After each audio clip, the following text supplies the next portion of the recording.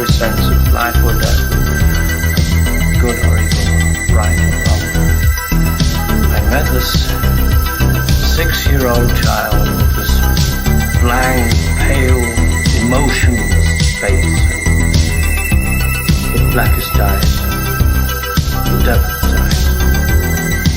I spent 8 years trying to reach him, and then another 7 trying to keep him locked up, because I realized that what was living behind that boy's eyes was purely and simply evil.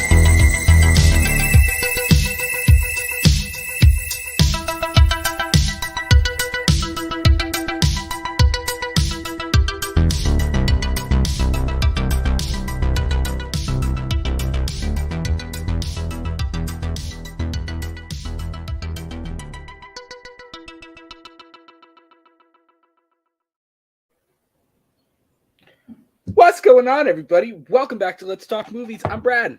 And I'm Miguel. And welcome, my friends, to episode number 17 of Purely and Simply Evil. Tonight on the show, on tonight's docket, second live show of Oktoberfest 2022, we are revisiting Rob Zombie's Halloween, the remake from 2007. Round two, yeah. So here's the saga of this. So we went earlier on in our show's history, we did talk about Rob Zombie's Halloween 1 and Halloween 2.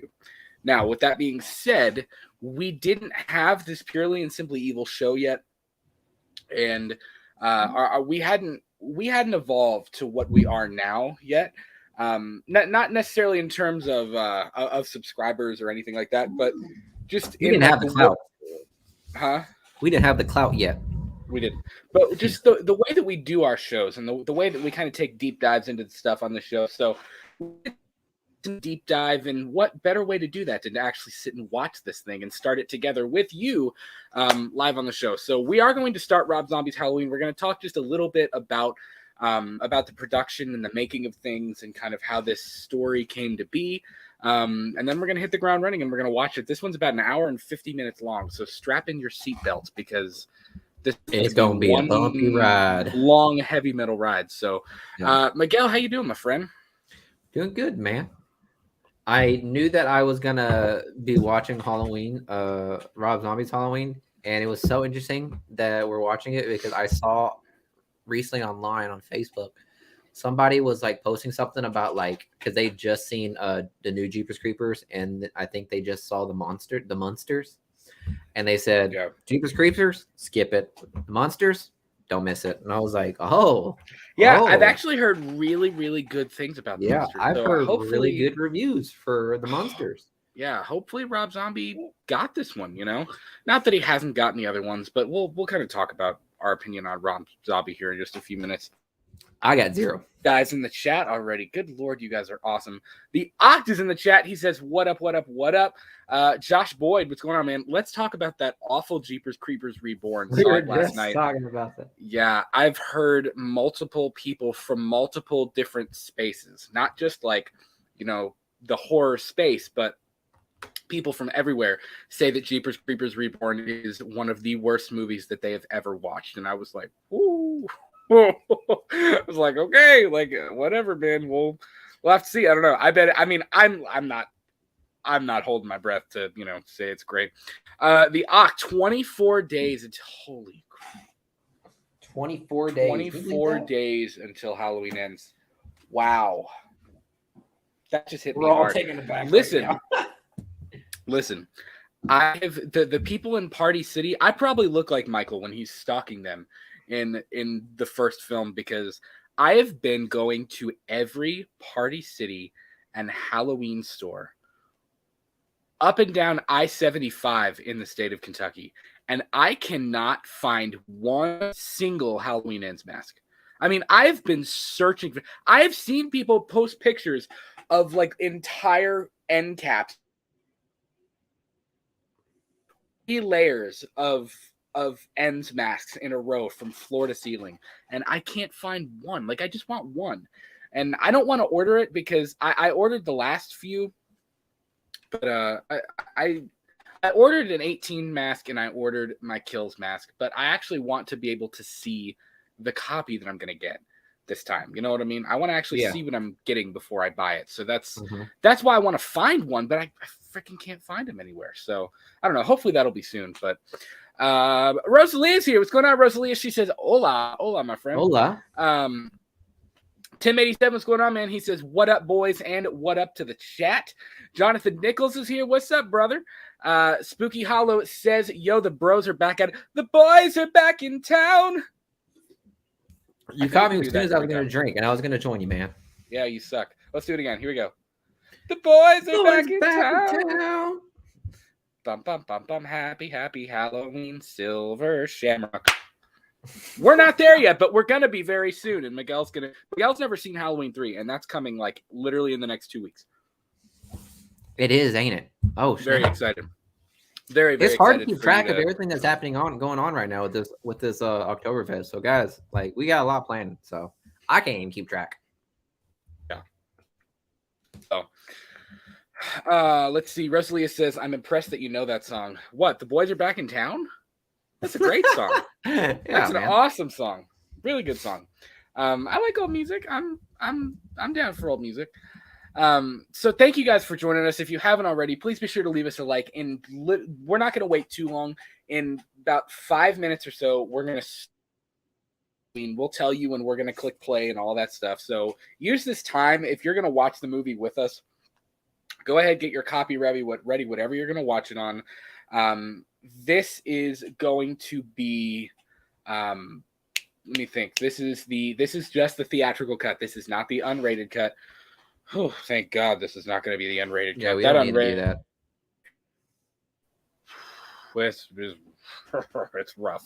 It's very rough. But this is just going to be the straight up theatrical cut of the film. And we're going to do the same thing when we get to H2 as well. So go ahead, get your copy ready. Go ahead, pause it at 0 minutes and 0 seconds. Real quick, Rosalia says, "Oh, she said, I'm impressed you know that song. Yes, you're so young." Not that young. Bro, we're 25. I'm almost... You're younger than me. Bro, I really hope that... Okay, here, I'm going to say this, guys, right now. I feel like you had to think about that. You looked like you had to think about that for a minute. No, the reason why it looks like that way is because Brad is cutting out so bad right now, and I'm freaking out that I hope it's not my Wi-Fi, and I hope it's his. What do you mean I'm cutting out? Like, you're lagging so hard. Guys, am I lagging? Do you see me lagging? It looks normal to me. Like, nothing's happening. I mean, for me, I look fine. Like, there's nothing lagging with me, but I think it's because it's just my video. But I think it's just, am I lagging whatsoever? No, it's showing everything is fine with me. Literally everything looks fine. I have a strong Wi-Fi connection. I don't know. Rosalia says it's a little glitch, and Jonathan said you lagged a couple of times. So I don't know. Wait, who? Yeah. Oh, it's okay. It's you, Brad. We'll be all right. It's okay. We'll figure it out. So if I ever, buddy, if I seem like I'm like delayed in your response, it's almost like CNN or any of your local fucking news channel. Ox said it only happens once. It's only once a minute. Yeah, right. It's only every 29 seconds to be exact, but it's fine. It's all right. It's okay. We're low budget. Tim says you're ready to rock the this film because you've got that camo hat, you've got the Carhartt. You're very Kentucky right now. You're very white. Look, man, you live here for 25 years. Eventually, you're gonna come out with some sort of accent going on in this life. I remember I remember being in like middle school. I was like, I'll never rock Carhartt. I could never rock that country stuff. Just look at me now, bro. I got like 5 of these in my fucking closet right now. 5. You know how expensive these things are? Yeah, I was really dangerous with my money. Yeah. Epic Retro Time. What's going on, man? What up, fellas? Good to see you, man. So let's talk Halloween, man. So again, we did talk about this once before, but we wanted to kind of take a deep dive on this watch along and just make this the Purely and Simply Evil episode on Rob Zombie's Halloween. So I've kind of got... Let me ask you this. Have your thoughts changed now that you've made it through the rest of the franchise? Obviously, except for H3 and the producer's cut of H6, which you've seen the bulk of the franchise. So has your opinion changed on what Rob Zombie did with his reasoning of Halloween characters. Yeah, so like honestly, that I'm kidding. What? I was just kidding. I was kidding on the delay. I was trying to make fun of you. But no, okay. So that's the reason. So you asking that question is so hilarious. You is because I'm the reason I Betooth's character.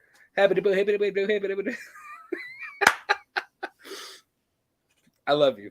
You know I love you. I'll kiss you right on the mouth. I couldn't tell if this guy was lagging or not. But yeah, so it's so funny that you mentioned about you asked that question because I was just complaining about the fact that I had to sit down and watch Rob Zombie's Halloween. I was like, I'm really gonna try really hard to be as gentle with this movie as possible. I'm not gonna lie. Well, see, for me, I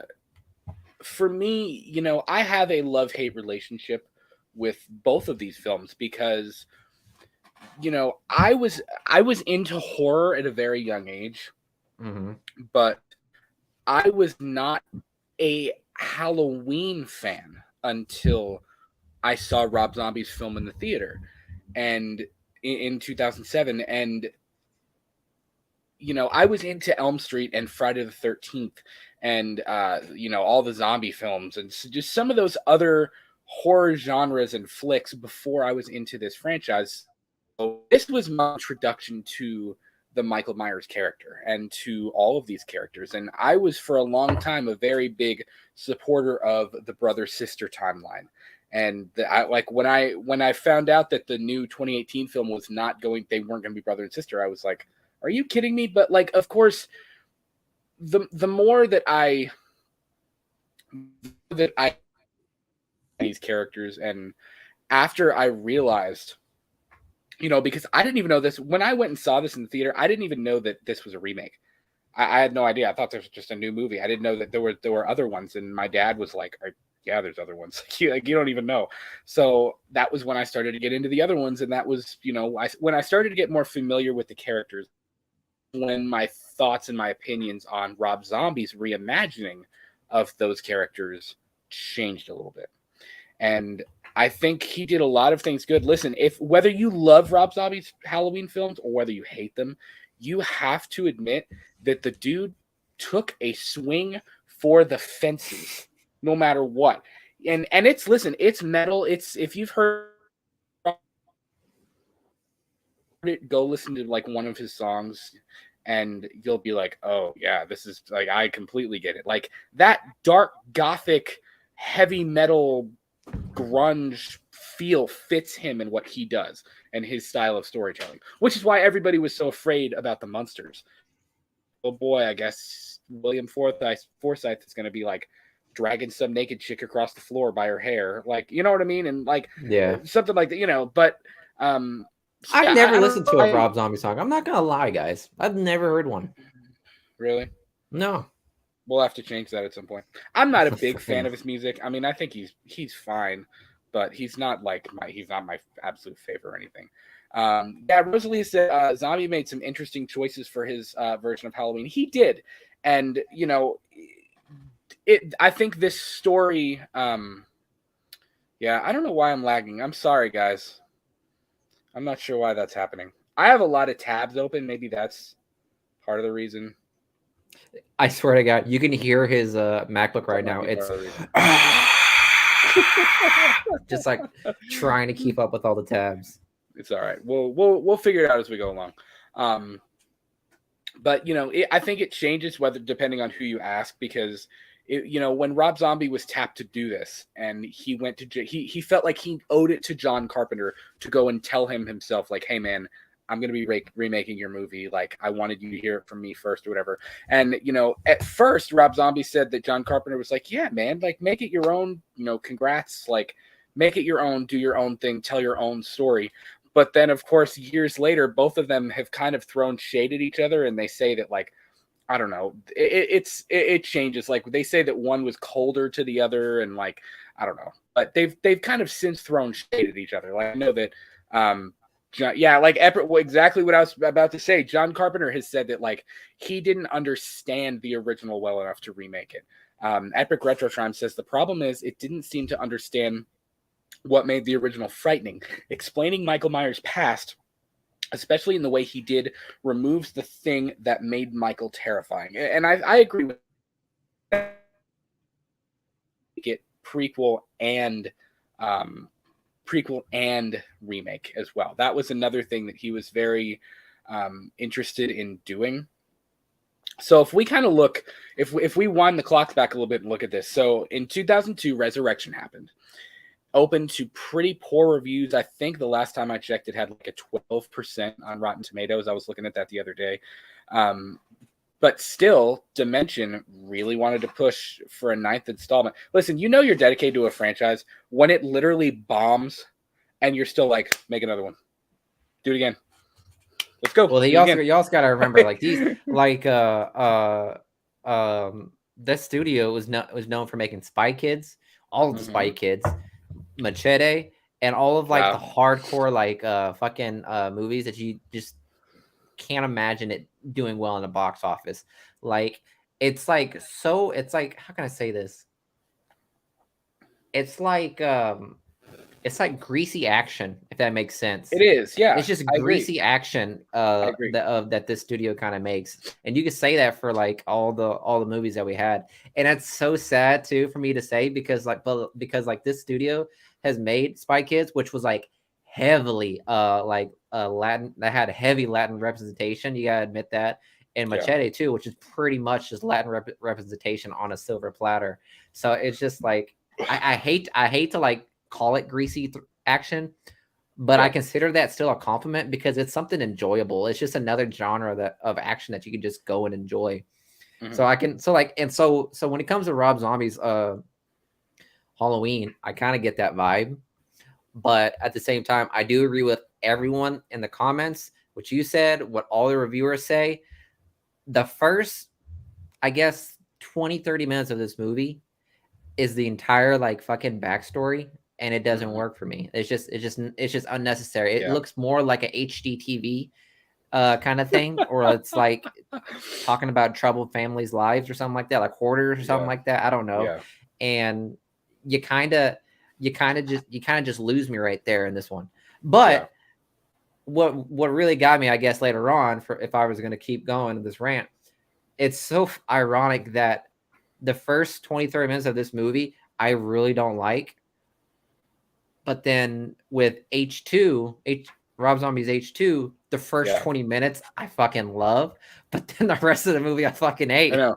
Well, that's so hilarious to me. Jay did. I loved your entrance into that. Jay did said, when I was a young boy, I stabbed my sister in the titties. God. No, but Jay did. You hit the nail on the head. He said, I'll give Rob Zombie credit. He made the most terrifying 20 minutes in the Halloween series for me in H2. Other than that, the first 20 minutes of the hospital scene. Yeah. That's why Rob Zombie's appointment in the franchise for me, because I'm like, okay, how did you make the first 20 minutes that legitimately scares me? And it is legitimately some of the best footage of the entire franchise, including the original. And then how do you royally just do a complete 360 from there and screw up the rest of it so badly? Like, I don't understand, and I don't know. We'll get into that. But, so of course, Resurrection open, fast forward to 2003, Freddy versus Jason comes out, does really well. People were so into it, which again was a different kind of thing. They had built up Freddy and Jason for a long time. But Dimension went up on that train. They wanted to do a versus film between Michael Myers and Pinhead, which would have crossed over the Halloween and the Hellraiser franchise, which, this was, I pulled this from an old Bloody Disgusting article. According to Doug Bradley, I don't know why, Bladley. According to Doug Bradley, Clive Barker agreed to write a script while John Carpenter was being considered to direct. Bradley said Barker wasn't interested in a mano-a-mano confrontation. He was interested in finding the places where the Hellraiser and Halloween landscapes might cross over, and that he envisioned Michael as a, I don't even know that word, You got it. Sadomasochistic, sexual, I don't know, sexual pervert, and serial project was ultimately canceled after 52% of respondents to an online poll disapproved of the project, and Mustafa Akkad was never interested. So that never happened. And then after that, of course, many different projects fell through the cracks. Ideas that would have brought back Jamie Lloyd, one that involved John Tate and Brackett trying to find him and kill him. One that was on death row, one was a prequel. You had the Halloween Return script. There was a lot of stuff. Like, there was a lot there, and the names were atrocious too. There was like Halloween Bad Blood, Halloween Asylum, The Missing Year, like just I don't know, whatever.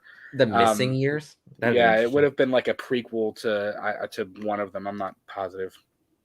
But so in the Todd tragically died in the hotel bombings in like 2004 or 5. His son. So that Malik, was him, bro. I swear to God. Yeah, Mustafa I looked at Mustafa Akkad, and I kept seeing that, and I was like, "This has to be a different person. Like, it has to be some poor soul that just died or something like that." But no, he died in a bomb. Him and his daughter I'm were in I think it was in Jordan or something like that. Jordan, or it was somewhere in the Middle East, I believe. Mm-hmm. But him and his daughter were at a wedding, and they both died in like a suicide bombing type deal. Jesus. Yeah, it was really sad, actually. But after I'm pretty sure I've talked about this guy in present tense too, so that's fucked. I did not know. I remember. Right. I remember when we first saw Rob Zombie. I'm pretty sure when we started talking about like Halloween. I'm pretty sure I was talking about him in the present tense. I had no idea that happened to him. Shit. Yeah. Well, but Malik decided to take it in a different direction, and then I kind of hate what I'm about to say, but Harvey and Bob Weinstein then, of course, tapped Rob Zombie to write and direct. Of course, and he really wanted it to be that prequel and a remake. So that's kind of how Rob Zombie's Halloween ended up happening. So, yeah, people often forget that, like, even with all of the crap that they went through, or like that they've been, convicted of, or whatever, that whole mess with the Weinsteins are actually a pretty big piece of Halloween history. It is. So it's like Quentin Tarantino. It's like the Weinstein studios, like they gave Tarantino like his big break. They gave him Reservoir Dogs. They let him do what he wanted in Reservoir Dogs, which sparked him. So I mean, yeah, I guess you got to give credit where credit's due. I guess, man. But, yeah. I get that. I agree. David's here. What's going on, David? We're just about to start the film, so let's do this. Let's not waste any more time. If you've got your copy, we are paused at 0 minutes and 0 seconds. I am going to say 3, 2, 1, play. When I say play, you are going to click the play button. So, what are the odds that we start in the exact same time like last time? We did not start at the exact same time. That'd be great. But I'll catch up if we don't. So, okay. Here we go. We are starting the theatrical cut of Rob Zombie's Halloween in 3, 2, 1, play. I think we did it good. I think it worked. Too. Is the Dimension logo like phone? What? The Dimension logo just went away? Dimension Films presents? Nah, bro. I'm on Lionsgate. What? Yeah. Are you on the Loomis thing yet? The quote? No. I'm on Dimension. Oh, I had the Lionsgate intro. Oh, shit. Oh, that's cool. I had an extra second. Cool. Right, tell me when you're on the Loomis thing. I'm on the Loomis thing. Okay. What time marker are you at? 40 now. Oh, shoot. Halloween just happened. Rock Do you Music see the plays yet? Yep. Okay. Haddonfield, Illinois? Yep. Okay. We're all right. We're all right. Fucking knew it. See, back when we used to do this like type of commentary, we were it was the two of us together, and we just started and it was fine. But then when we did the fucking Nightmare on Elm Street, we started from HBO Max. Like we had HBO Max, and we were both watching from HBO Max. So it's weird for us to do it on different platforms because unfortunately with Rob Zombies, you can't get it anywhere else. And I'm sure he has I think he's using a DVD copy, and I'm using like Amazon. So like, Well, you get what you get. it was on Netflix for a little bit, but now it's not for some reason. I don't really know why. Probably for the best. I'm all broken up here, bitch. Bah, bah, bah, bah. He's really awful. He's a good actor. You really hate the really man. awful.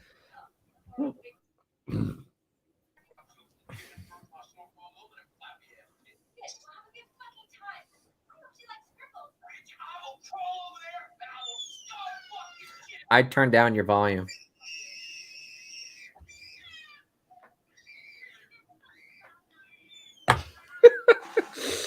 Are we about at the same spot?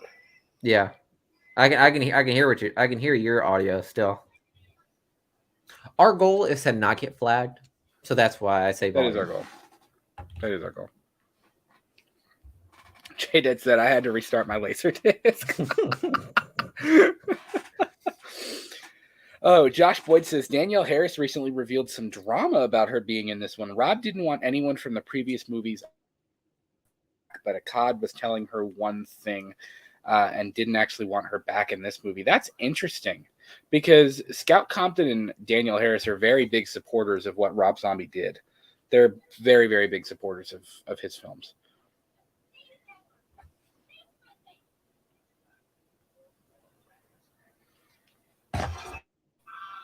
I didn't respond to that because I'm so enamored by what's going on right now in this movie.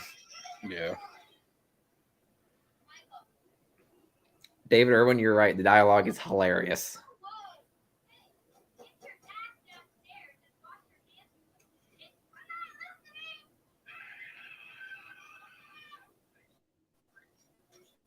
See, here's the thing. It's I know Like, it it's what started he the was movie- going for. Yeah. And I know it's purposeful, but somebody said it, and please nobody take this with. I don't say this to be rude or to make an unnecessary stereotype, but it's so white trash. Like, it's as white trash can be, you know. And I know that was I get that was the I creative believe it. Look choice, how and I off-white that understand fridge is. Like, Jesus Christ, I mean, that like- fridge is dirty. Like, she's jerking off the milk bottle in front of her like 8-year-old brother. Like, are you kidding me right now?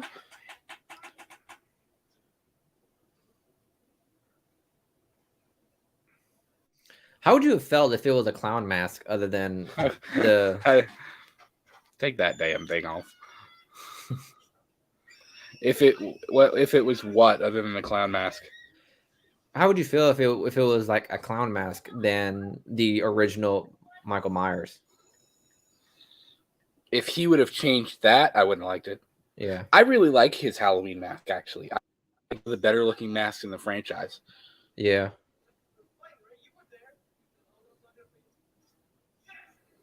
But I think who is he? I forget who that actor is. I know him from somewhere. I don't remember where. Spy Kids, dude. No, something else. Yes, Spy Kids. He is the kid in Spy Kids, but he's somebody. He's also married to Meghan Trainor. I know him. No, I know him from somewhere else. Oh.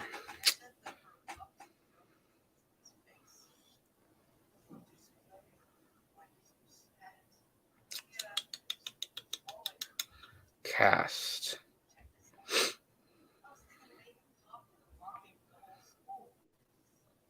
Oh my God.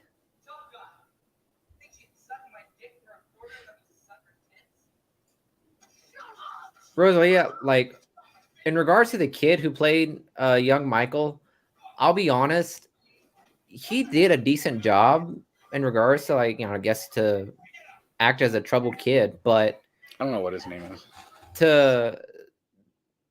If you put him in this movie and you expect me to think that this was Michael when he was a kid, no.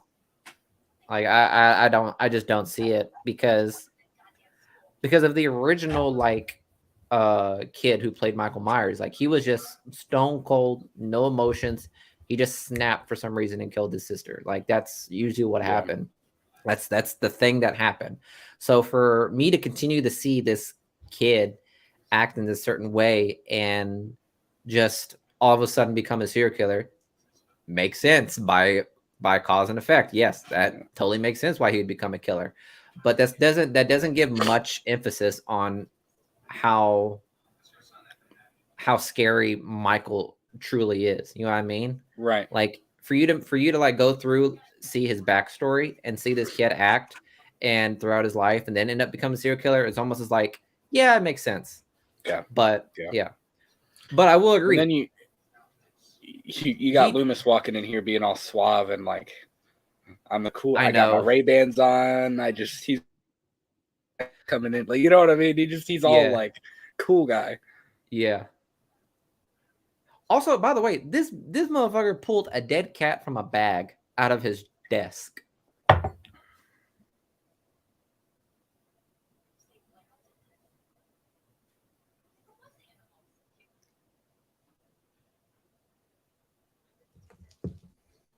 A lot of people don't like the fact that they really, really explored the relationship between Loomis and Michael in this one. I actually didn't mind it because you kind of sympathize with Loomis a little bit. Like, he's more of a tragic character in these, not necessarily in 2, but in this one, because it's like he cared about him. That doesn't make Michael like when I see that, I don't. You expect me to see that and think of Michael Myers? You don't see the shape in that. No. You know?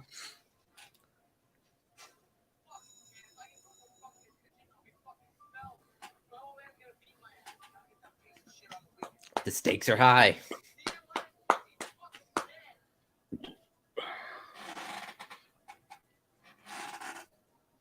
I cannot figure out who that kid is.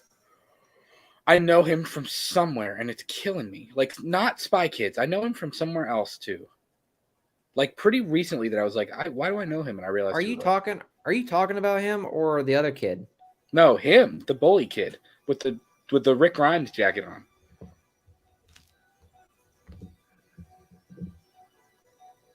That's pretty Michael. I gotta admit. Yeah, the music was good in this too. Tyler Bates did a good job with the music. I'll admit that. There are things about it that are good. There really are. There's actually quite a bit about these films that I enjoy. But, well, with H1, not necessarily with H2.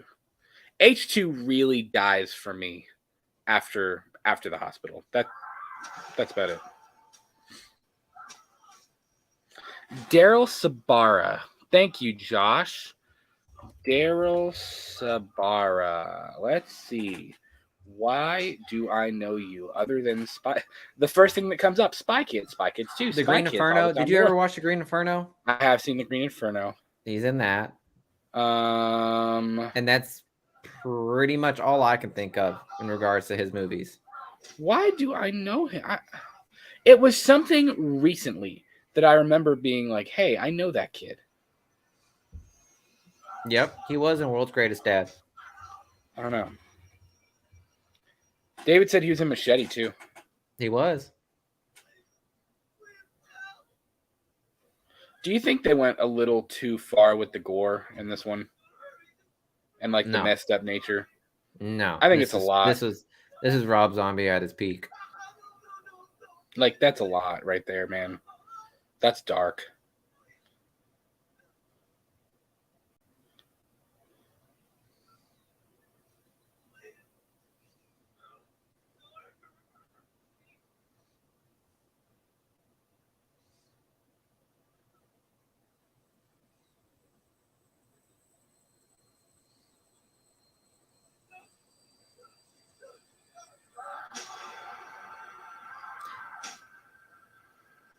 Yeah, I'd agree. It's a lot for Halloween. Yeah.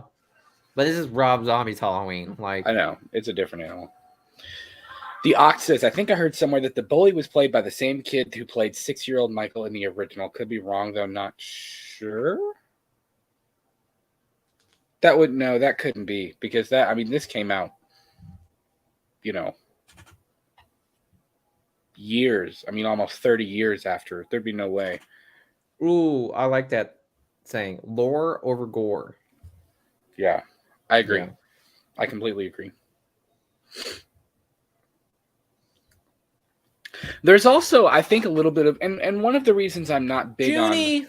on, one of the reasons I'm not super big on Rob Zombie's films is I think they also a lot of, they're also they rely on some shock factor too. Like it's so grotesque and the dialogue is so horrendous and it's so wild that you're like, whoa, like, and then that's Devil's Rejects. That's 31 or 30, whatever it is. I mean, that's any of his films are like that, where it's just like everything that William Forsythe says is just disgusting in nature. But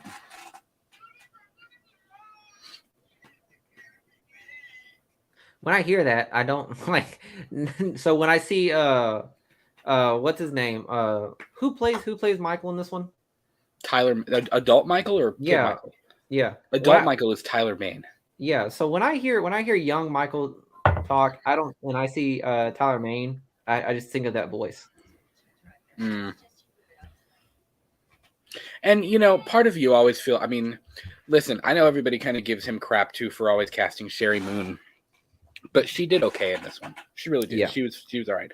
Now when she's riding on the white horse and she's like, her ghost is talking to Michael and like being like, baby, go find her. It's like, okay, shut up. Like, you know what I mean? I never heard the subhuman sloth. Oh my god. So good. J Dead says the Rob Zombie starter kit: grime, gore, profanity, and Sherry Moon zombie. Yeah. You're not wrong though. It kind of is. It really is though, like legit.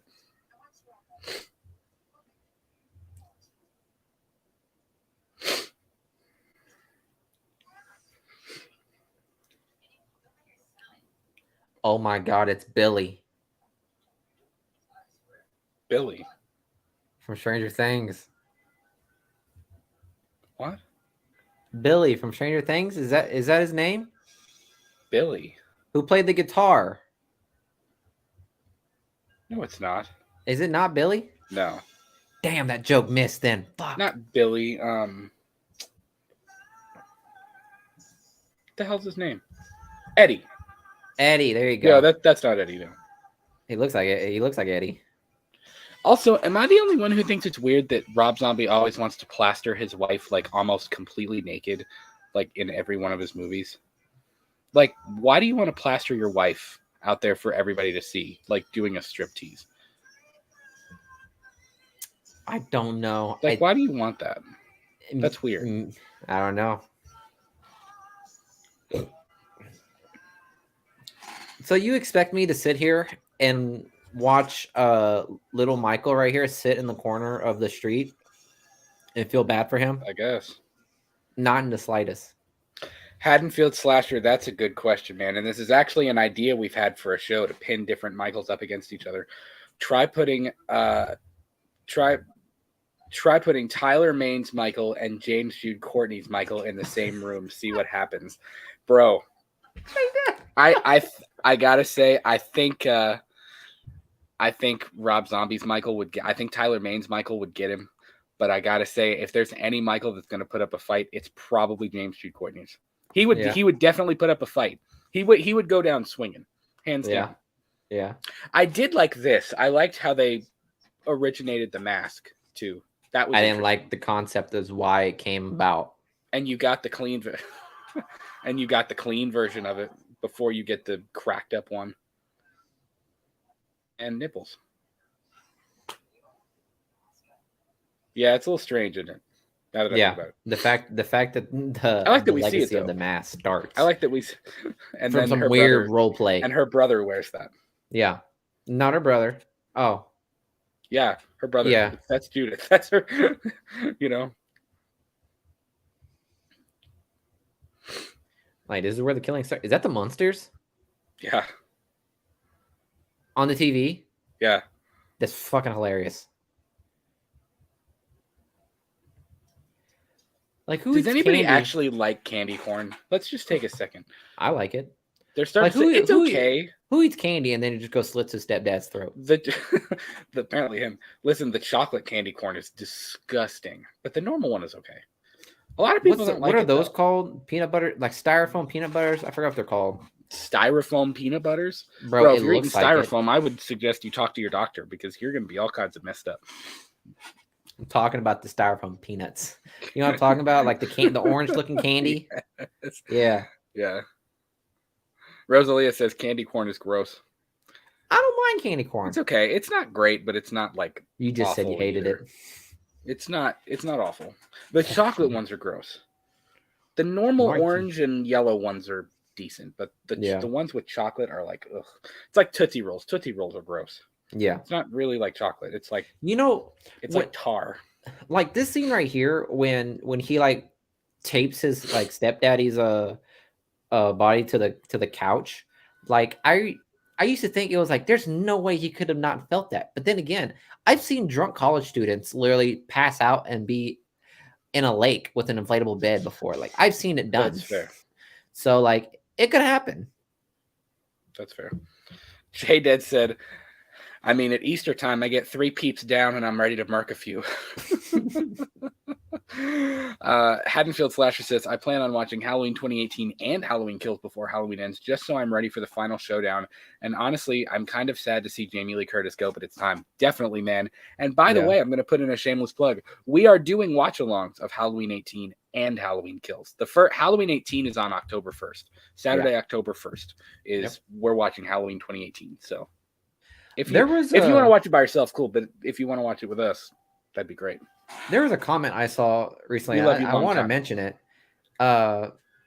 Someone said something about all the gore and stuff, and then someone said that they take all the gore in Rob Zombie over Sartain's death in H18.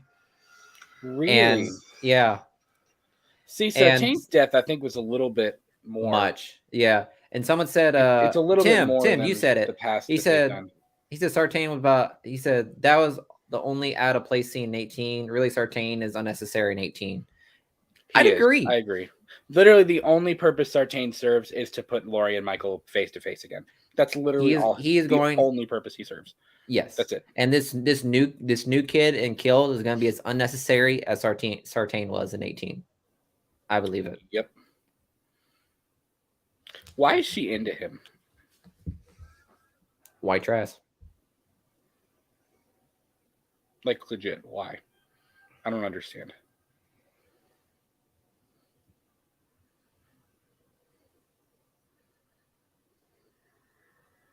Oh shit! He kills him with a bat. Yeah. I forget. Do you hear the gong from the connection? I don't remember. It's been a little while. The last time I actually sat and watched this was probably with you 2 years ago when we watched it the last time. That's probably the last time I would have actually sat down and watched it all the way through. It was on TV or something one day, and I kind of watched some of it. But bro, I don't care how long I've been with a girl. Like, I will not just walk down to their fridge and make a sandwich. Also, what kind of sandwich is he making, bro? He's got like an entire jar of mustard and like a slice of cheese. Like what kind of sandwich are you making?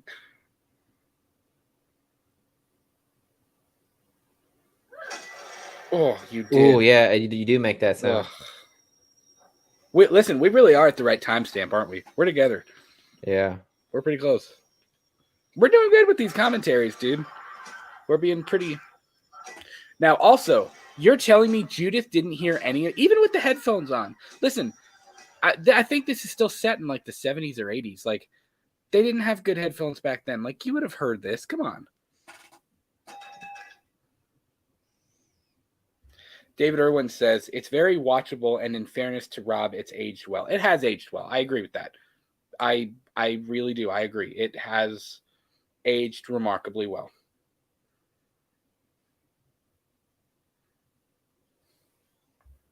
I could not sleep with headphones like that.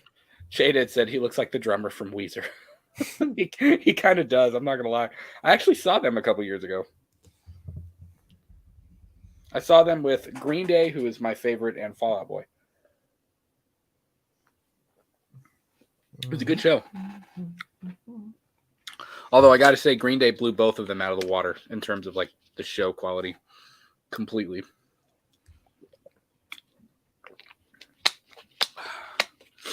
Butt cheeks. I also don't like, he sits and like looks at her for a few minutes. Like, it's your naked sister, dude. And you're just like, hello.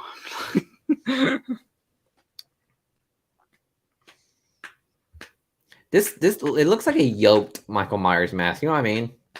It does. He looks like he's Like- got, like he's been juicing a little bit. Yeah, he's got a strong jawline. That's weird. I always thought that was weird. I was like, why did you include that?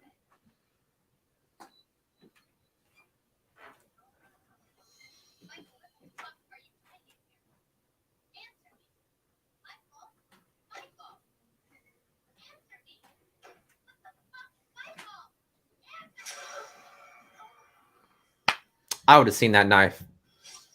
Just saying.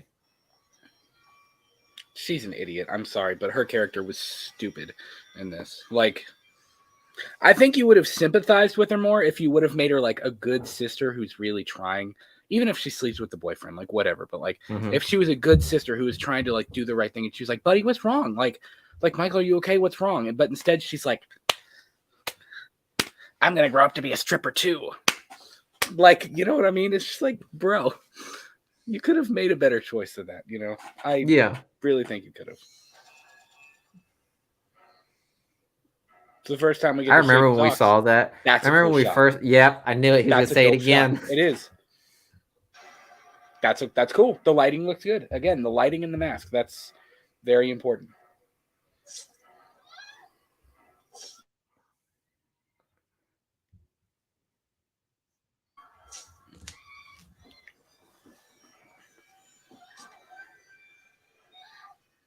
It really has been a hot second since I watched this one. It's been a little bit. It's really been a little bit since I watched. You like the H2. shaky cam? I don't know. Are you a fan of shaky cam? Oh, are you asking me, bro? I saw you and you were looking somewhere else, and I was like, "Who the fuck are you asking?" No, I was talking to Julia. Huh? Miguel asked who I was talking to. It looked like I was just talking to like the air.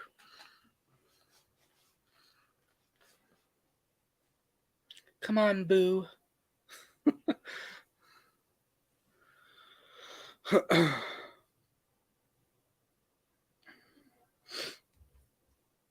Everyone's entitled to one good scare. Rosalia said, "Everyone looks stinky dirty." I believe it. You're not wrong, though. You're really not. Tim87 said, "Rob made the mask look more angry with the forehead and the brow line." Yeah, that's true. Yeah. He did. It looks like it's a little more yoked, like you said, and I'd say this. He's got more going on, like with the facial structures and like the face is like longer on it. You know what I mean? Like the sculpt. But why go back to the clown mask? I don't know. Yeah. I love you. Huh? Okay. She's talking. I was gonna say the original Michael Myers mask looks more curious, and this one looks more menacing. You know what I mean? It does. This one like looks more on a mission. Angry. It looks angry and mean. It does. You do have to sympathize with the mom, at least a little bit. You do. I mean, that is sad, you know. I mean, you get home from it's some real like rough. Tough shit you'd watch at 11 o'clock at night, like news at 11.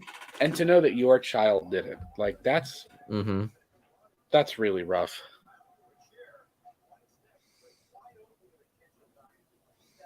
You like the still moment right there? I do.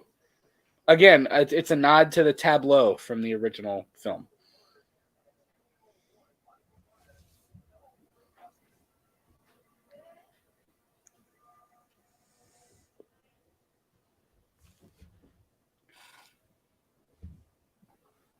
Like, that's a cool shot. I like that. The lights are still moving, but the people aren't. And then he's the only thing. His head tilt is the only thing.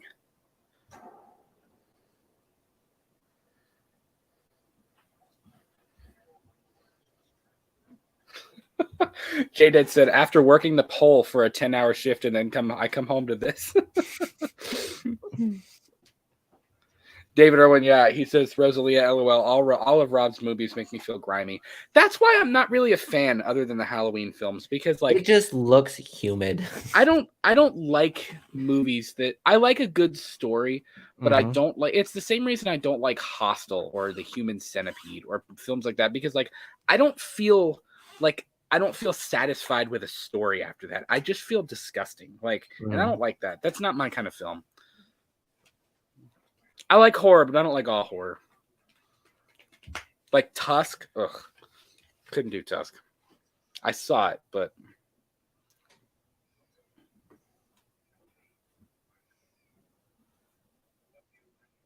he tried, man. Loomis really did try. He did.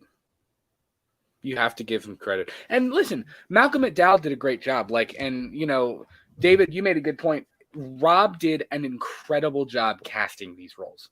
Like, if you can say anything about it, Rob did a very good job casting Malcolm McDowell as Loomis, and you know, the choice to bring Danielle Harris back was good. I liked it. She did a great job as Annie. You know, the choice of Scout Taylor Compton as Laurie, genius. A lot of people like Scout Taylor Compton's Laurie more than they like the original Laurie with Jamie Lee Curtis. I mean, it's, you know, he did a good job with the casting. He really did.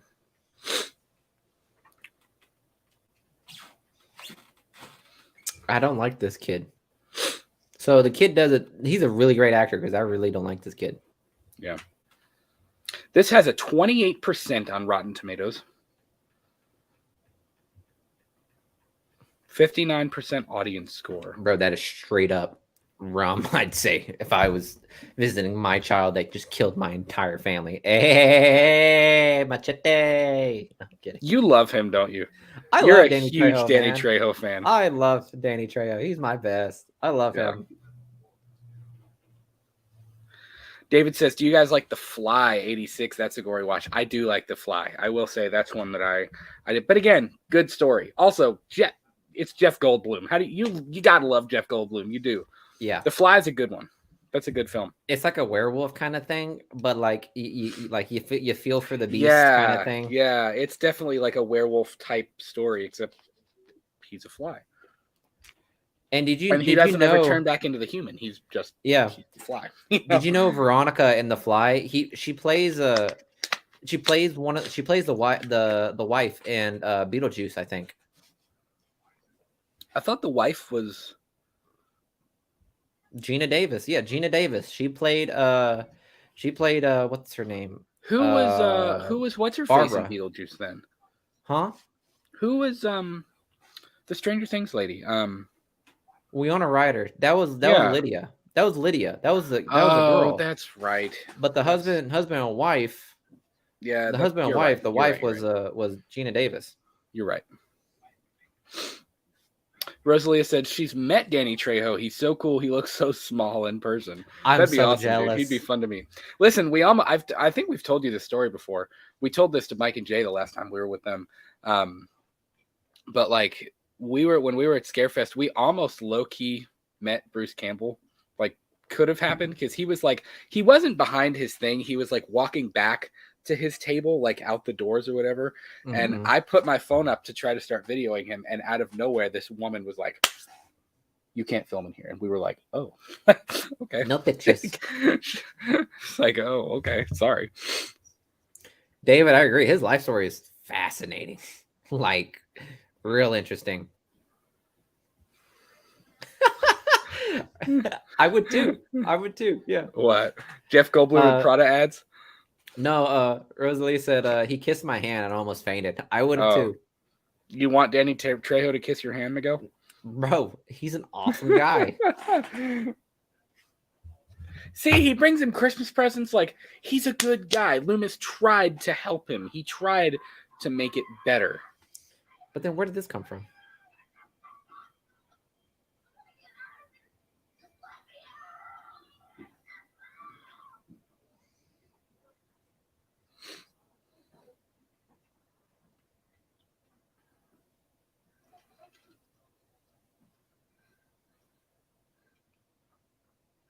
He's saying I want the electric chair wrong.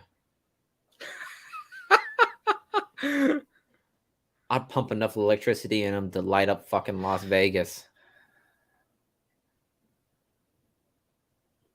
Do you? So it's very they obvious. look like father and son. They do. It's very obvious that Loomis cared about Michael.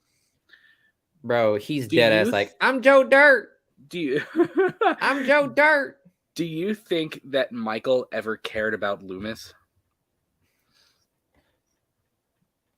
Because the reason that this is an interesting question is because there are, I believe, 2 times in this film that Michael has the opportunity to kill Loomis and he doesn't.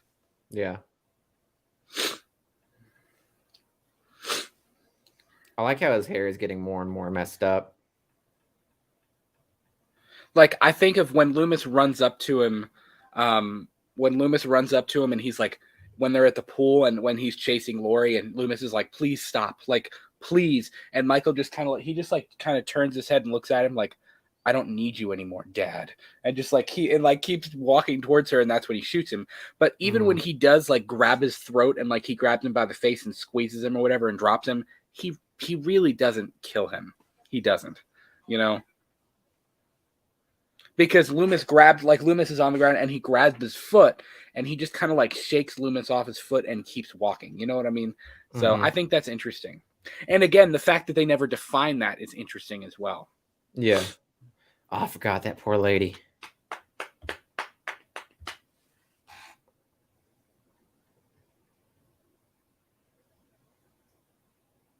The Ox said Michael never cared about Loomis. Am I correct, or is that?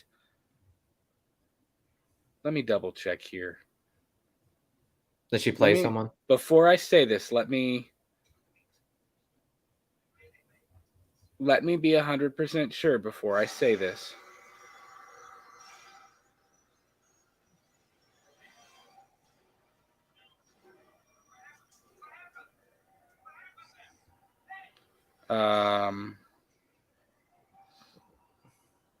Maybe not.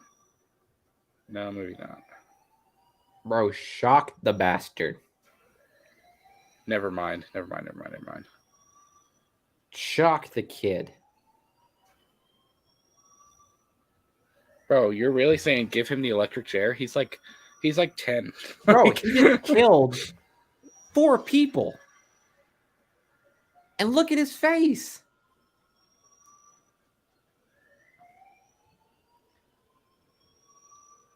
Done deal. I also never liked that he smiled at him in that moment. I was like, okay. Nope, never did.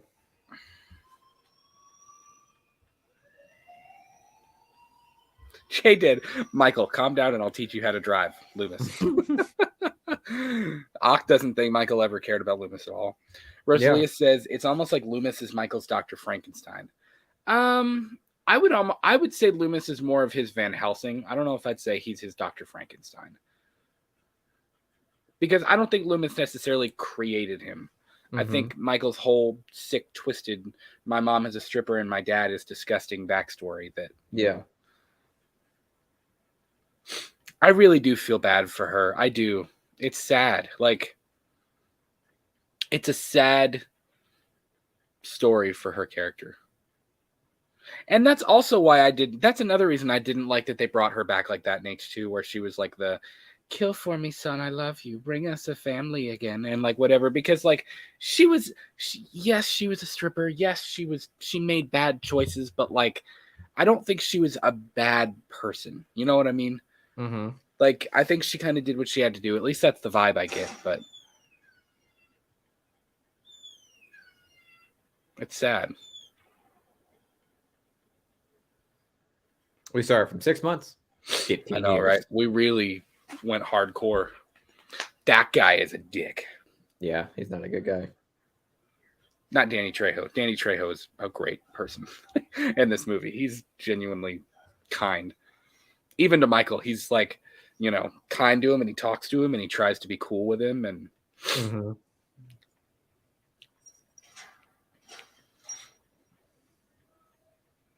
that's an interesting choice. I don't mind that one. What, him having all the mask? Yeah, I don't mind that. P. Rich, what's going on, my man? Epic Retro Time says he had to find a reason to bring his wife back. Yeah, I know. I 100% believe that that's the reason. I 100%. I do believe 100% that that's believe the it. reason. I'm fairly certain that that's the reason.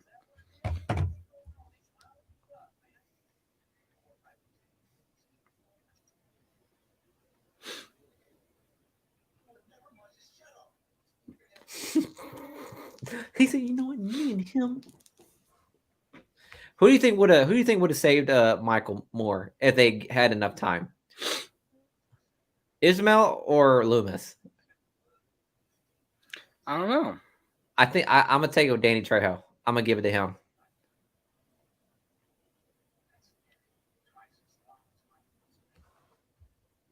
See, that's interesting. Him saying that he's worked with Michael longer than his like first marriage and stuff. Like he,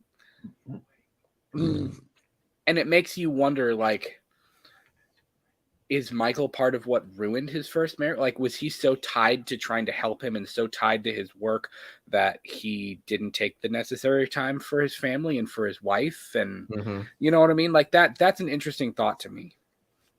Like, how did this affect Loomis, you know? Because obviously, like, he's realized he can't do this anymore. He can't be his doctor. He's like, I literally cannot help you. Like, I don't, like, I wish you the best, but I can't do this to myself anymore, you know? And I think that's an interesting thought.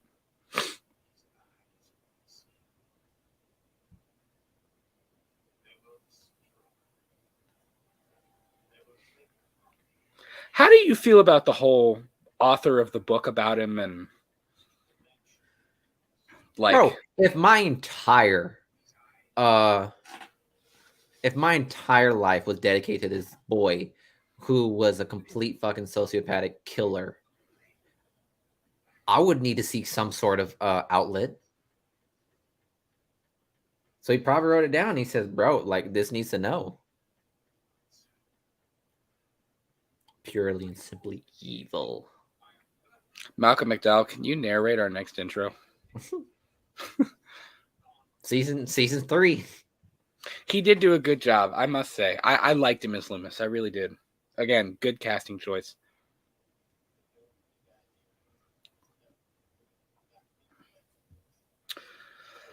Haddonfield Slasher says, I think Loomis did try to help Michael, like you said, Brad, but at the end, Michael just didn't care. I think Loomis would just lose himself. I agree. I think if Loomis would have continued, he would have lost his mind. He would have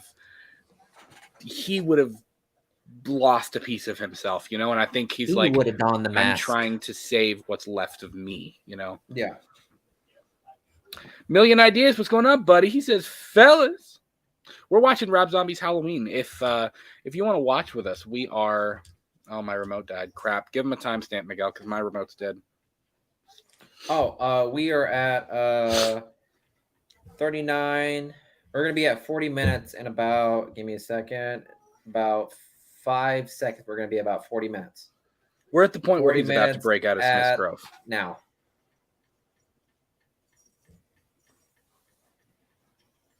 His feet look disgusting in this movie, by the way. That's Sabretooth, bro. That is Sabretooth. I always forget that until somebody mentions it, and I'm like, oh, yeah. like he straight up played Sabretooth. Like a couple of times. Yep. I think in 2 movies, if I'm not mistaken. Yeah, I think it was 2. X-Men 1 and 2. I think it was the first 2. Yeah. Because they recast him in like the Origins. The Legends or the Origins film, yeah. By the way, did you see they're making an Iron Man game like they did the Spider-Man game? It's gonna be pretty fun. Yeah. That thing better be open world, I'm just saying.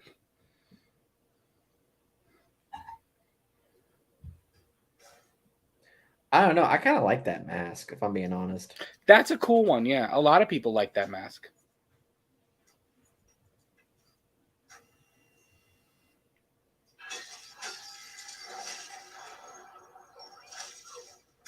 Ooh, Josh, I like what you said. He said, I love Danny's character. Having him there being great to Michael for years and he doesn't care, like the Terminator. It's sad. It is sad Danny dies, but it just shows how much he really does not care. Yeah. 100%. I like this escape scene much more than what they ended up doing with the uncut version where you have that awful rape scene and it's too much. Oh It's yeah, not good. I Yeah. think did we watch the unrated version? I think we watched the unrated version before, and he literally escaped because Homeboy was raping an inmate. Yeah, Like, it's like Rob Zombie. who? Why was that Why? written in the script? I don't know. I don't know why you would ever think that was a good idea. It's like oh, I can do an unrated film. All right, I'm throwing Yeah. this in here. I don't know. I feel so bad for Danny Trejo's character too. Like, I know he was a good dude. Like, he 3 was really months. just trying to do his 3 job. months. 3 months, and he would have got $400 a month for the rest of his life. Talking about the pensions.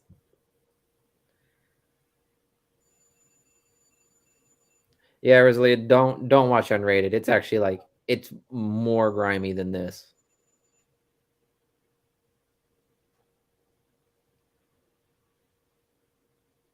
Bro, look at the streaks that he made with that cut. Like, Jesus. Yeah, that's awful. See, here's the thing. Here's what I would not have done, and I know it's got to for the movie.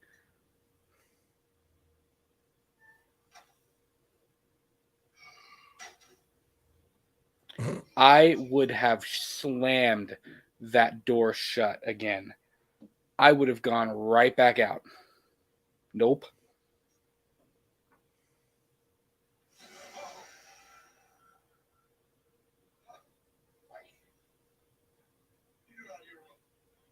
Oh, Million.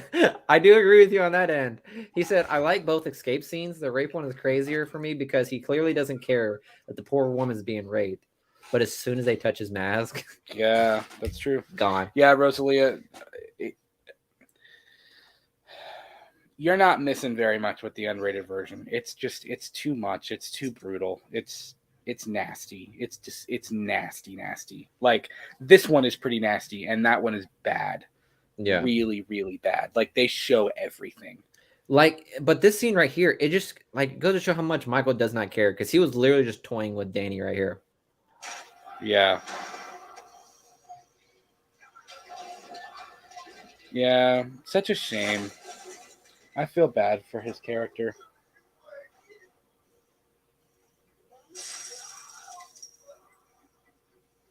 And he's not even trying to fight, you know what I mean? He's just hurt. Yeah. Like he's hurt that he's doing that to him. Yeah, You but know? at least he got the less gory death.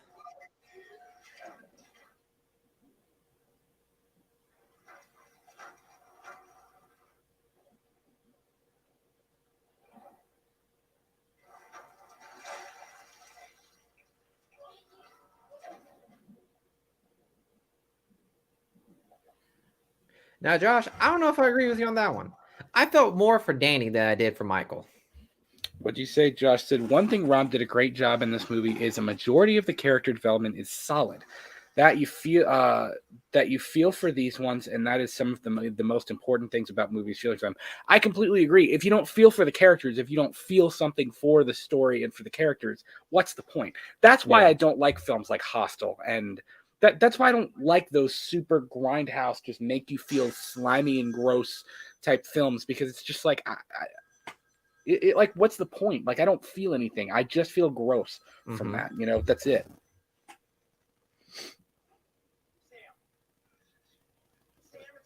It's Sartine. Sartine.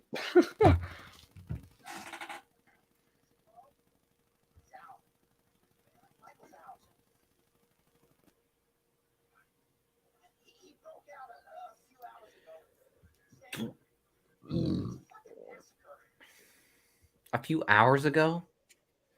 And you're just now calling his doctor. Mm-hmm. Joe Grizzly, bitch.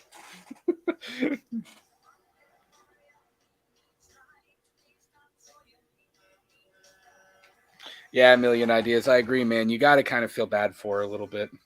You have to. Rosalia, that's an interesting question. Do you think Zombie was influenced by Wes Craven's early 70s films? I could see it. I could see it. Definitely, like Last House on the Left, things like that. I could 100% see it. Tim87, I agree, Brad. I watch horror for fun, adventure, and escape, not to feel like... Yeah, 100%, dude. 100%. If it makes you feel like shit, like why? Like, what's the point? Like, why watch it, you know? I don't want to feel slimy and disgusting after I watch a film. Like, yeah, I want to feel like, wow, that was a good story, you on that, Josh. You know? That was a great story. I like that. Josh says, I just mean some of the general characters like Danny, Brackett, Laurie, etc. Michael, not really. Yeah, I agree with Jade had said he'd love to hang out with Joe Grizzly one Saturday night. I know, right? That. He'd get you that double taco. He'd get you that double taco supreme.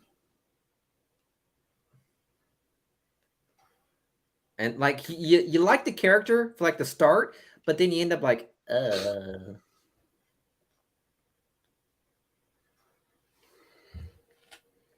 dang, son. Look at them stones right there.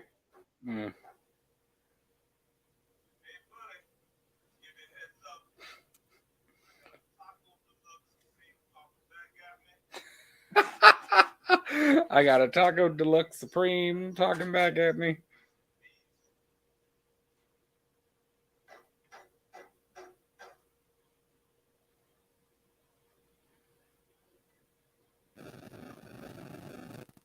Listen, you know you're bad when you are in the middle of dumping one and you're still ready to fight somebody.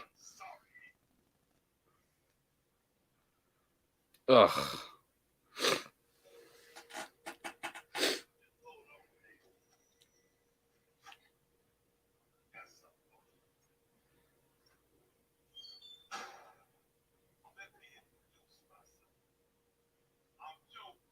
Grizzly, bitch.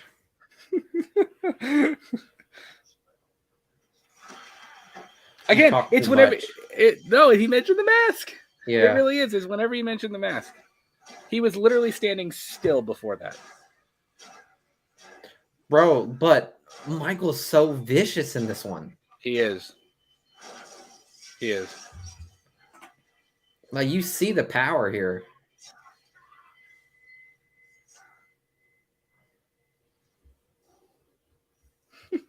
J-Dad said, what if Michael started gagging when he walked in? Opens the bathroom door. And that's too human from him. That's too human. That's too human of him.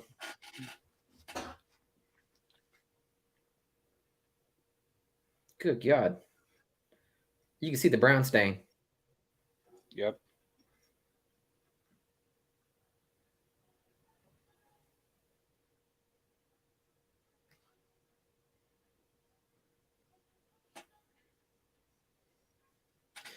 So it says Halloween, October 31st. What day did he break out? I guess like 2 or 3 days before, maybe. You know, like, this man must have killed a lot more people. Yeah. P. Rich says the mask isn't bad in this movie. I've seen worse. I actually really like the mask. It's one of my favorites, actually. I like the one in this, but actually my like prized possession piece, I think, for me would be to own a Rob Zombie H2 mask. Then not the one where half of it's ripped off. I mean the hospital version where it's like it looks like the H1, but it's got the bullet hole at the top and there's like it's half covered in blood. That is terrifying to me. And I think that would be amazing to Yeah. I think that'd be amazing. Now listen, we're what? I mean, Miguel, what timestamp are we at right now? 50. We're 50 minutes into the movie. And this is the first time we're seeing Laurie. Think about that. First time we're seeing Laurie. And this is a Michael movie. It really is. This is basically a Michael movie. It was primarily like a Michael and Loomis movie right there, for sure. Now, Miguel, I'm going to blow your mind. Tommy, the kid playing Tommy, is the one that plays Laurie, or not Laurie. Carol is like her son in The Walking Dead. Carol's son? Matt Lintz. Yeah. Carol had a son? No, but like her adopted son. He's in Ms. Marvel. He's her friend in Ms. Marvel. Her like techie friend. You know what I'm talking about? Yeah. In Ms. Marvel, him. Bro, that's Yeah. insane. Yeah, that's him. Dude grew up and became a part of The Walking Dead. He became a part of the MCU. It's funny. Like it's funny when you see like famous actors and where they get their start, like Paul Rudd. Yeah. Yes, the one that got decapitated. What was his name?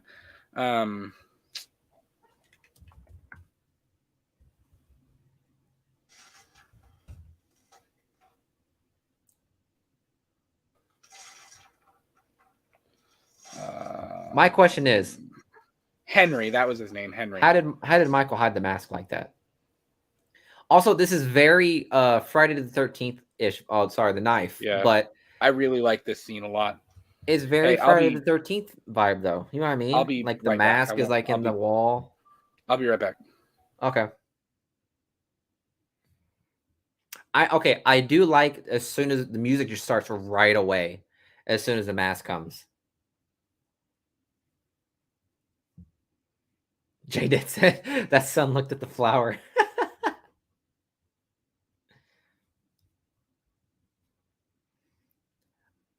I'd say like this Michael right here is probably like one of my second favorite.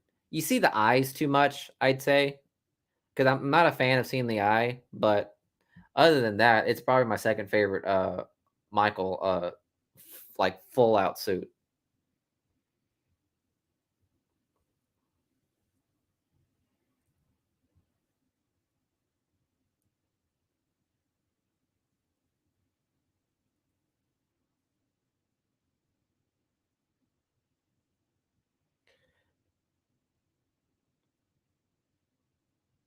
I'm curious, like, is it the same premise like in the old, like in the original, like Michael just happened to see Lori? All right, or sorry. Is it just like this brother and sister bond is so strong that he just knows that it's his sister? That's a good question. Yeah. And it was just a happenstance that it happened to be Michael's sister. Yeah. And it's another cool nod to the original when you hear Nick Castle like behind the door when she slips it in. I'd agree.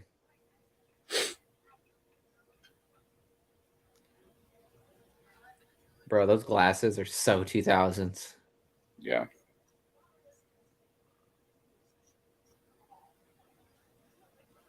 And the three of them had really good chemistry too. Like I said, like the casting was very well done.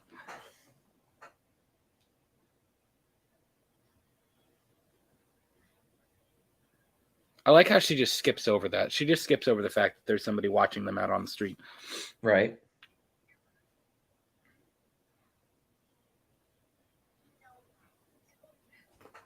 Here, you take a second. I'm gonna take a second real quick. I'll be right back, guys. Let me ask you guys this question: Do you like this trio of girls in Rob Zombie's film better, or do you like the original trio of Lori, Annie, and Linda in the original Halloween better? Like, which one had better chemistry? Which one fit better together? Because I like them both for different reasons. I mean, I think, honestly, chemistry, I think these three had more chemistry. Like, they were at least good to each other. You know what I mean? Like, there are a few points in the original Halloween where I'm like, Lori, why are you friends with them? Like, they're awful to you. Like, some of the things that they say, I'm like, bro, like, they're kind of terrible to you. Like, I don't know why you're friends with them. But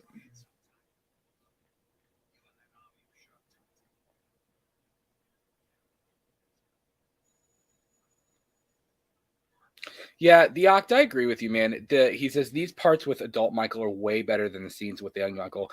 I don't mind that they went the prequel route and that they did that. Like, I don't mind that. I think it was creative and it was different. Again, bringing something new and different to the reimagining. But I also think it was drug out a little too long. Like, I think we could have made that 10 minutes shorter than it was. It felt 10, 15 minutes even. It felt like a lot. Like, it was very, very, very long and drawn out with the stuff with little Michael. You know, which again, I get it. I get what he was trying to do. I understand. It just, I mean, this movie is an hour and 50 minutes long. You know, so I mean, yes, we're in the second half of it, but it's still like, man, like that's a lot. You know. This one does have a lot of fall atmosphere to it as well. This one feels Halloween. It's cool. I was watching Sean Clark's Horrors. I never can say that freaking show right. Horrors Hallowed Grounds episode on Rob Zombie's film, and it was just it was interesting. Like seeing how they decorated it and everything. Like he'd even commented on like the street looked so decorated for Halloween. It was cool.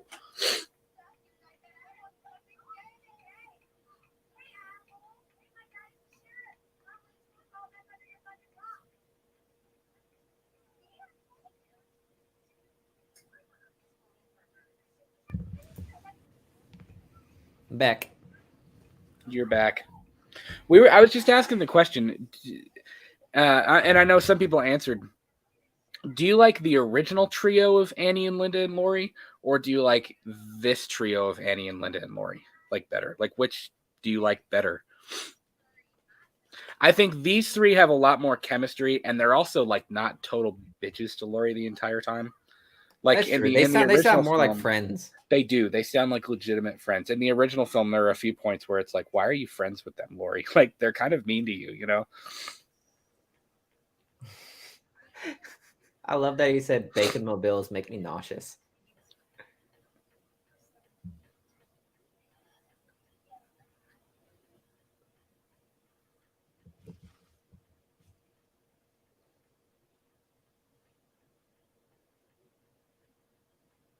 Also, why is nobody else around?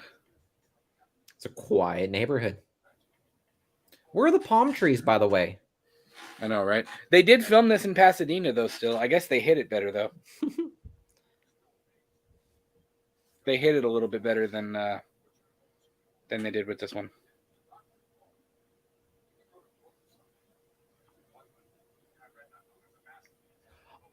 Is that Sid Haig? Sig Haig from The Devil's Reject? Yep, that's Sid Haig. That's hilarious. I totally did not realize that.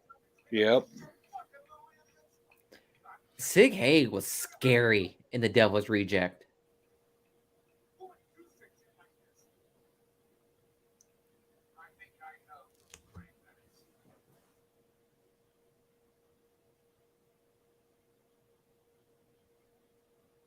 I never understood that either. Like, why?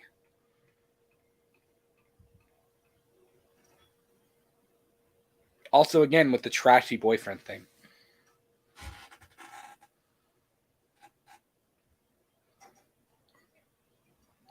J-Dead says, this trio feels more natural and age correct. I agree. Tim87 says, the OG girls are unmatched to this day, but the new girls hit for a different generation. Agree with that. I agree with that, yeah. Yeah, I like this shot, too. This is a cool shot. What, of Michael on the... Yeah, standing up on the balcony. Yeah. That's pretty cool. I like that shot a lot. And, of course, we got a Rob Zombie fight. Oh, what? We got a Rob Zombie fight with the crazy sex scene. Oh, yeah.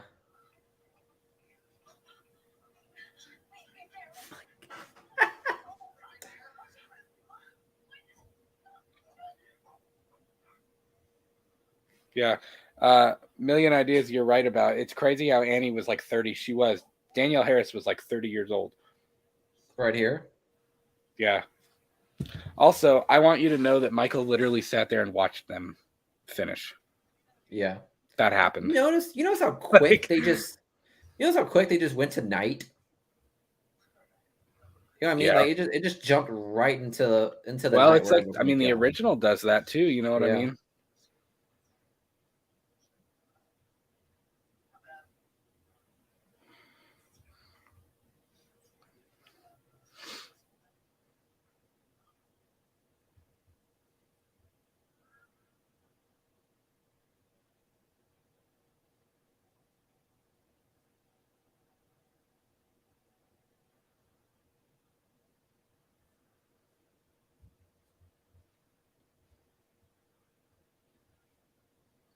Yep.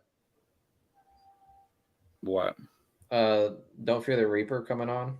Yeah. Just like how it was that night.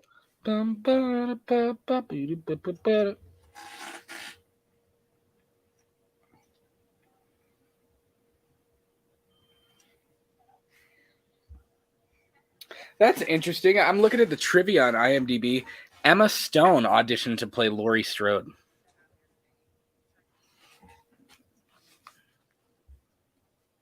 She wanted the role. I don't know. I don't know. You don't want Emma Stone as Laurie? I don't think her career would have picked up as much as it did.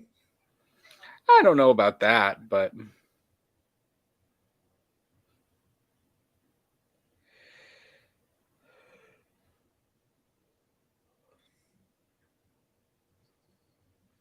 also this one comes out of nowhere.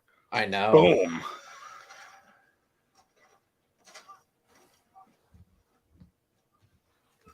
Straight nowhere. At least you put up a fight.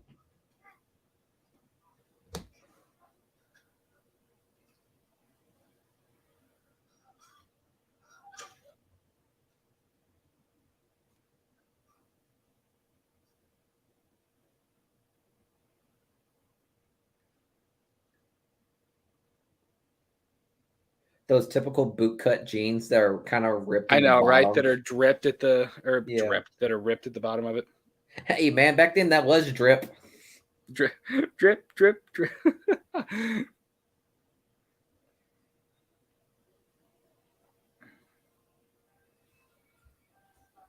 What is pokey? Is that a slang term? I don't know. Yeah, Rosalia says, weird how they used adults to play teens back in the 70s and teens to play adults. He's like, yeah.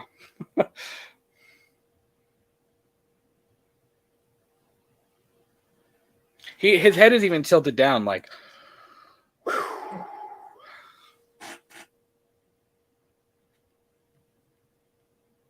I'd like to think in his head he's like, I gotta snap out of this. What am I doing?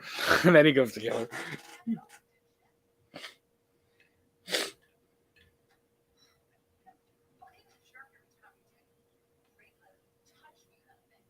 -5.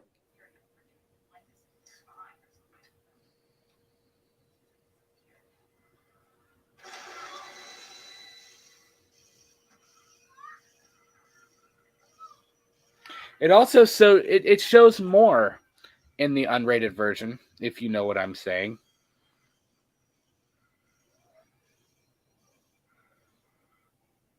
We get straight up crotch shots of I'm about to say in this one, Michael didn't really have to try all that hard. No, he really didn't. She kind of went out pretty quick.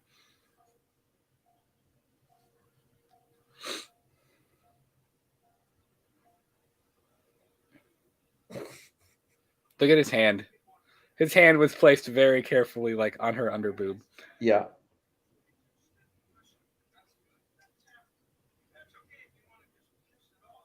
I like this guy.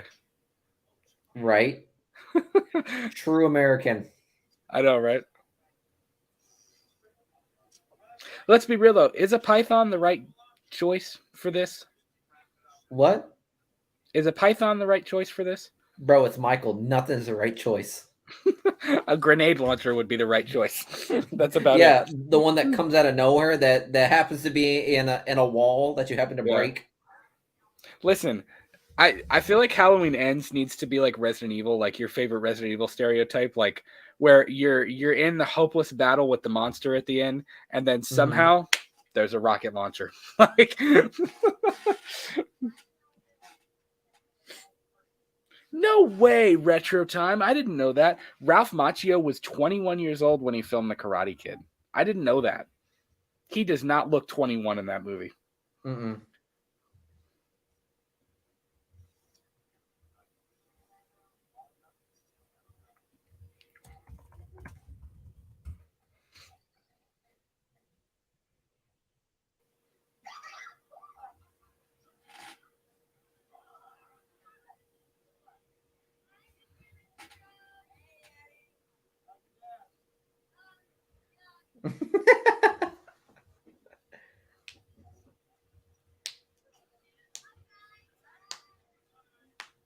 Yeah, Rosalia, I completely agree with you. Brad Dourif is great in every role he's in. He is a better Brackett in Rob Zombie's film than the original Brackett, than Charles Cypher's. Like, and even in H2, his Brackett is about the only saving grace of the second half of H2 because you're like, you're just trying to like, you know.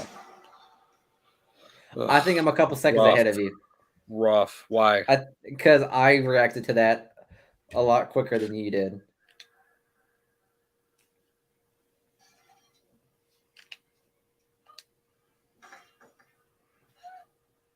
All right, I just sped it up a little bit. Not a lot. Yeah, we're about there. Yeah.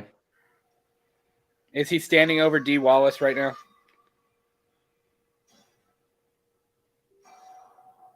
Is D. Wallace crawling on the floor right now? Yes. Okay.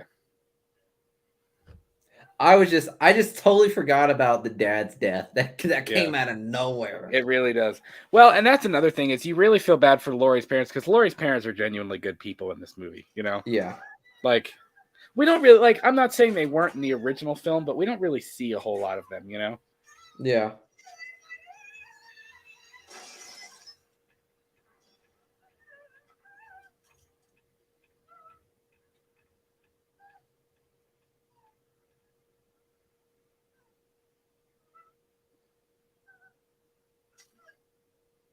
That was probably like one of the most like cleanest neck break I've seen. Yeah, I was like, did that really kill her? Like, could you imagine if he pulled her hair back into you? It was like, oh, thank you. Like, I didn't need my neck to pop for hours.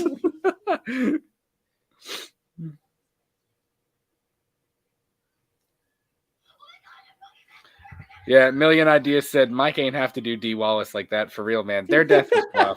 Their death was just like, yeah, it's rough.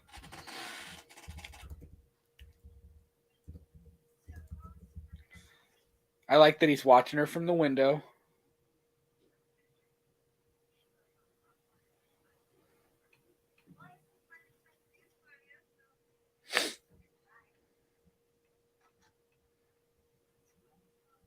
And you all know that Danielle Harris and Scout Taylor Compton have a podcast too called Talk Scary to Me. It's all right. It's all right. It's not really my taste. Like they talk about like relationship stuff and they talk about sex a lot and they talk about like being like Hollywood people and it's fun. I listen to it every once in a while. I don't listen all the time though. Me.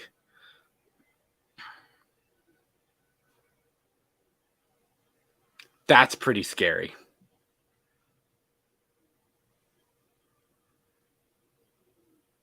I gotta say, that's legitimately pretty terrifying.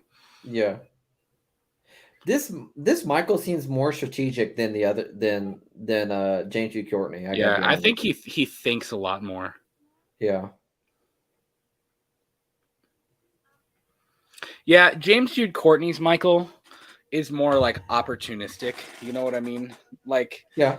Like this one is actually like he knows what he wants. He has an end goal. You know? Yeah.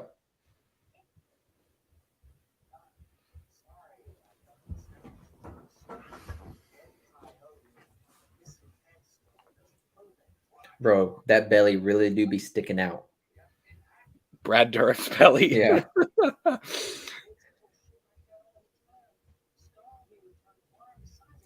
It weighs like over half a ton.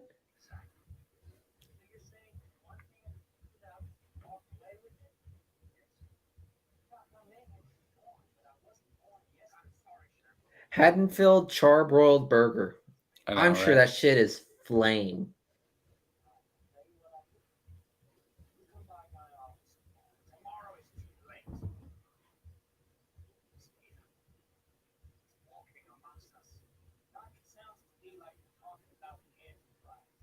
Damn well be.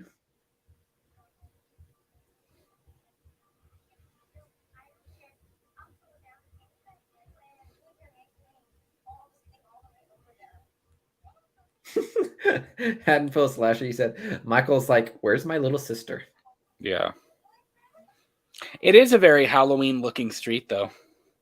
You I'd know, agree. I would believe that's Illinois. I really would. Mm-hmm.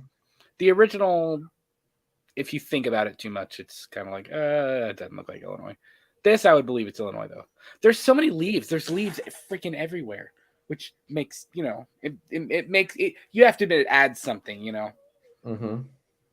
J-Dead, that's a good point. J-Dead says, this Michael felt more like rage, unlike James Jude was more stealthily opportunistic. I completely agree. Yeah, this Michael is more like he thinks about it and then just like uses brute force to get what he wants. Mm-hmm.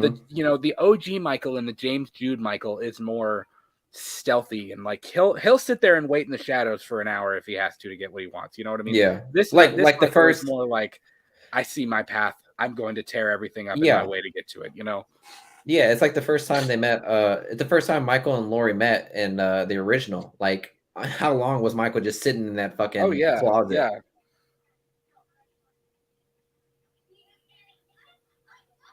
I don't like the fact that the kids were smiling.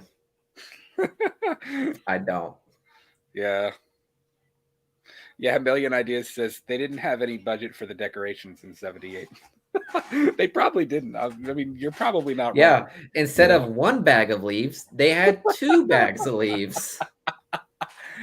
They even had some pumpkin and some orange and purple lights strung up on houses. Like, whoo, No, but it did. They did a good job. Oh, Paul, I give you all. They didn't have her sing the song in this one.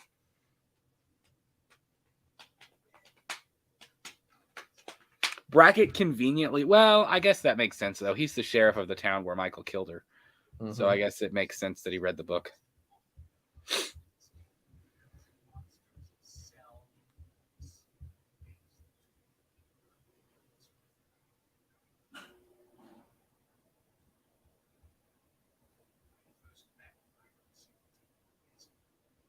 Now, what did you think of Loomis's speech?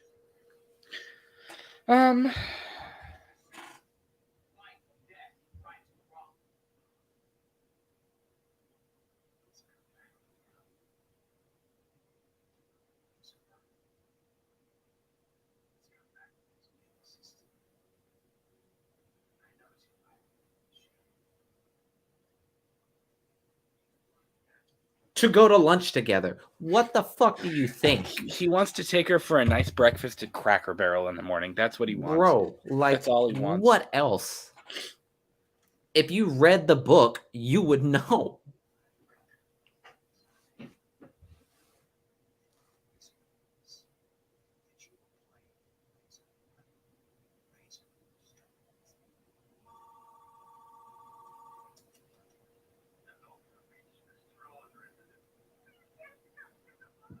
I'm glad that part of our lives are over. Yeah, to answer your question, I didn't really like Loomis's speech, but Brackett is so good. Mm-hmm. Like even in his eyes right there, when they didn't answer the phone, he was just like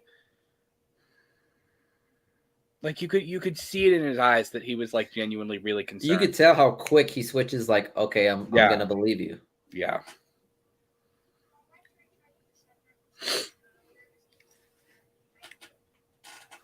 I like Scout Taylor Compton. She seems cool.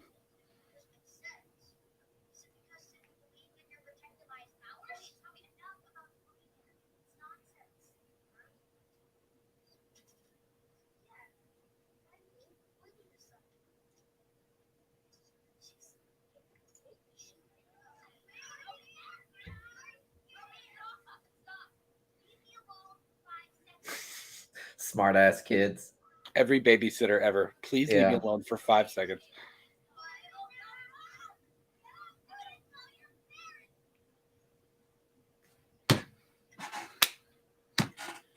There's a transition for you. Again, tell me you're in a Rob Zombie movie without telling me you're in a Rob Zombie movie. Cut from a fun scene with kids to nipple play.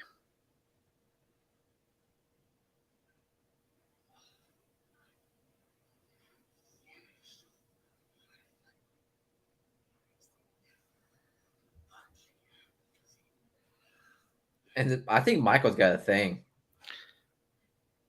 Who does that? Like, who says that?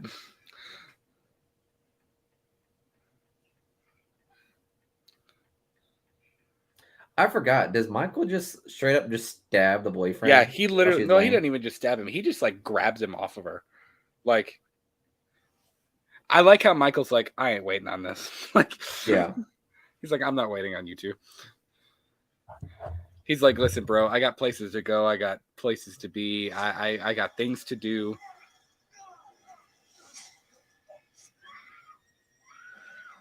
Launches him. Bro, Michael just lorried that. I know, poor right? kid. He was parallel across the Yeah. room.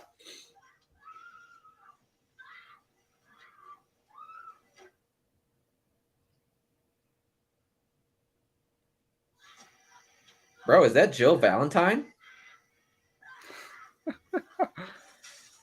Is that Professor X? I mean, who is it in Resident Evil? I swear I thought she was about to grab like a tablespoon.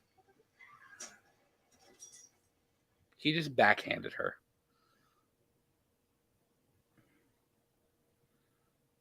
He flips her over. If you ever.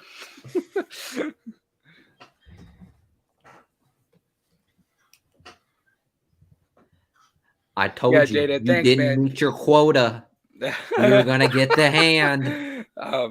Yeah, guys, if you haven't hit the like already, please do that. Rosalia says, I miss stepping on crunchy leaves. I can't get that here in Texas. Yeah, it's kind of starting, yeah. although today, listen, Miguel, I haven't even told you this. So Miguel and I are actually taking the ladies out on Friday for a nice fall get-together. And so here's the deal. So it's been like 90 degrees in Kentucky, and tomorrow it's supposed to be 90 degrees. Bro, on Friday, by Friday night, we're supposed to be in like the mid-30s. You're lying. I'm being dead serious. It's supposed to drop fast on Friday, and it's supposed to get like pretty chilly this weekend. So like, it's going to be peak fall weather, and I'm excited.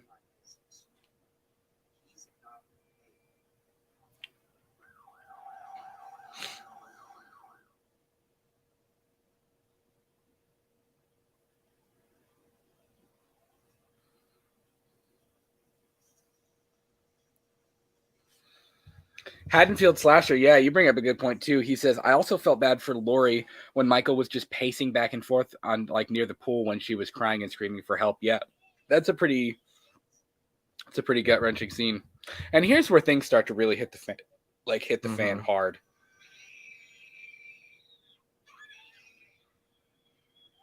My question is, why was Annie just beaten up? I think he left her for bait. Yeah, strategic Michael.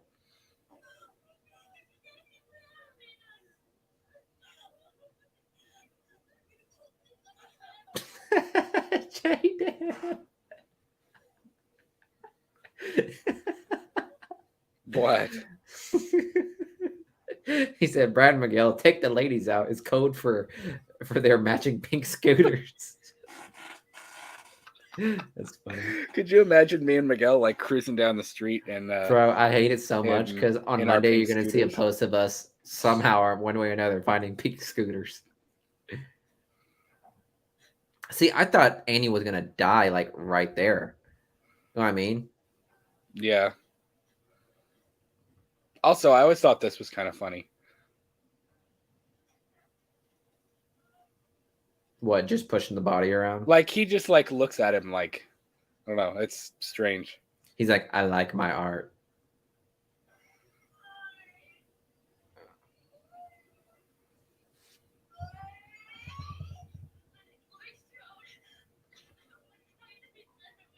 Yeah, Rosalie, it is a crazy temperature drop. This is a cool moment, too, when he realizes that he was right.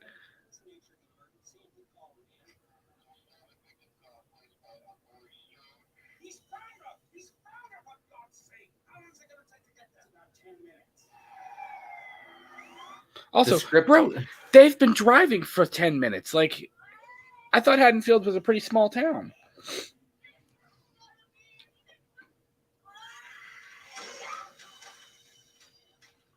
Like, you really feel the helplessness in this as compared to Jamie Lee Curtis's Laurie Strode and Michael's first meet.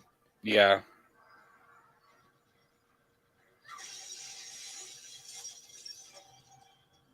Yeah, you're right. Michael really is just, I'm getting her. Yeah.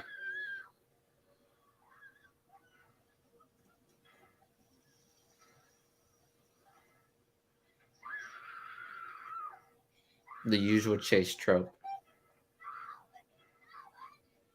And watch me crip walk. P. Rich says all the leaves are falling off the trees here now in PEI Canada, where we're getting a hurricane sometime this week. Wow, dude! Be I safe. heard. I think there's supposed to be a hurricane, like some in the Gulf of Mexico, or a tropical storm or something going on. I'm originally from Florida, so I get that, dude. Been there, done that. Don't miss that at all. This is cool too. Golly.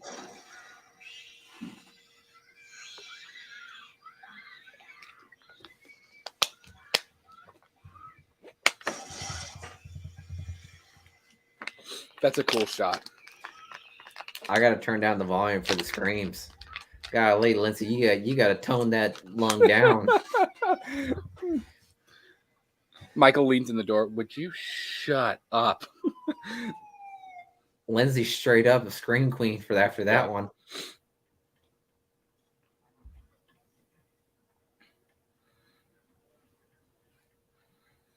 I remember watching this in the theater. The minute I saw those two cops, I was like, they're gonna die. I was like, they're here to... Yeah, could you imagine? I was like, those guys are here to die. Like, no doubt.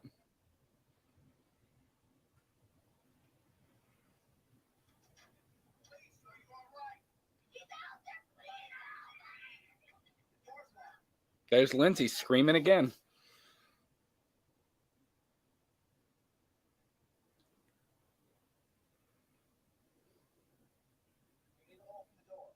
Also, what kind of cops are you? Like, wouldn't you clear the house before you make them open the door? I know, right? Like, double, triple check. If you get a call that there's a serial killer in somebody's house, like, triple check the house before you are just like, never mind, come on out, you know? Even Tommy and Lindsay are like, why? No, don't open the door. Like, you know? Oof.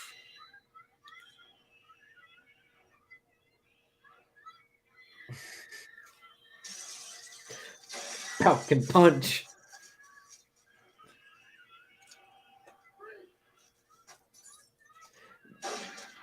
Do you like the grunts? I don't mind it. I think it works for his. He really did. You know that was painful, that gunshot, because he went, oh. Yeah.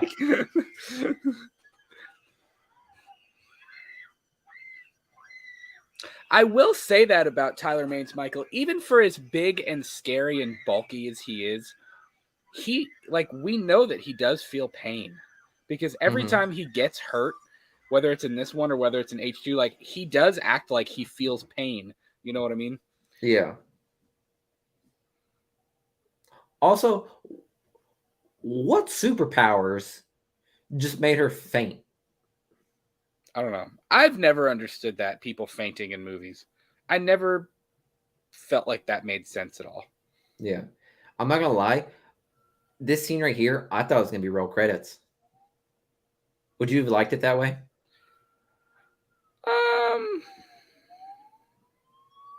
Like, Brackett and Loomis never made it in time. And Michael just I've never thought about that. I guess if you're trying to guarantee a setup for a sequel, that could have worked. I think it would have been more intriguing if it would have been more intriguing if you would have left it off on this. Because this is the point where Brackett realizes, holy crap, if I would have listened to Loomis 40 minutes sooner, I could have stopped this. You know? Yeah. I think if you feel the gravity of the entire situation, then it could work if you leave it on that ending. But I don't know. Yeah. If you would have just cut to black when he's walking down the street holding Lori, I think that would have been a little like, what? Like, you know, it would have been like, are you kidding me? Like, that's it?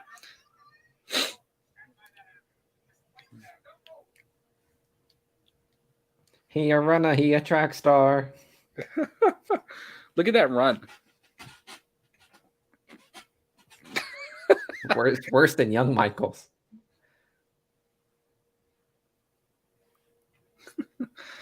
J-Did said, imagine if Live PD had been riding with those cops and they get this call. But those people, They're just sitting here. They're like, do we stop? do we That stop wasn't rolling? in the script. Like, write that down. Write that down. Write that down. You know what's another interesting thing that I don't think we've brought up yet is that Malcolm McDowell has never seen the original.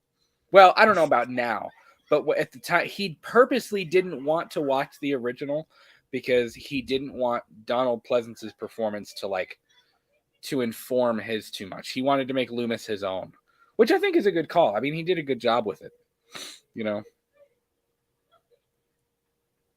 This Michael really isn't like a lurk in the shadows kind of Michael. No.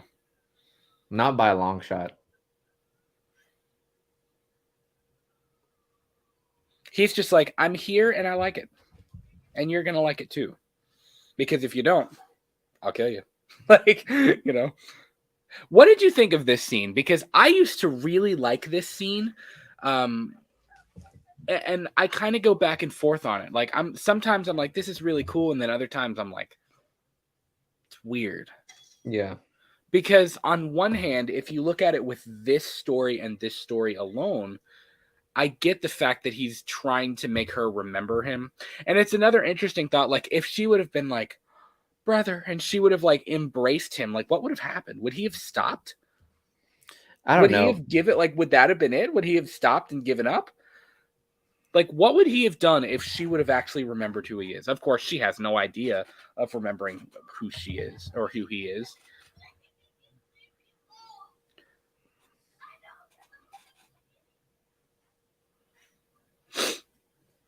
And it's like it makes him mad that she doesn't remember, you know?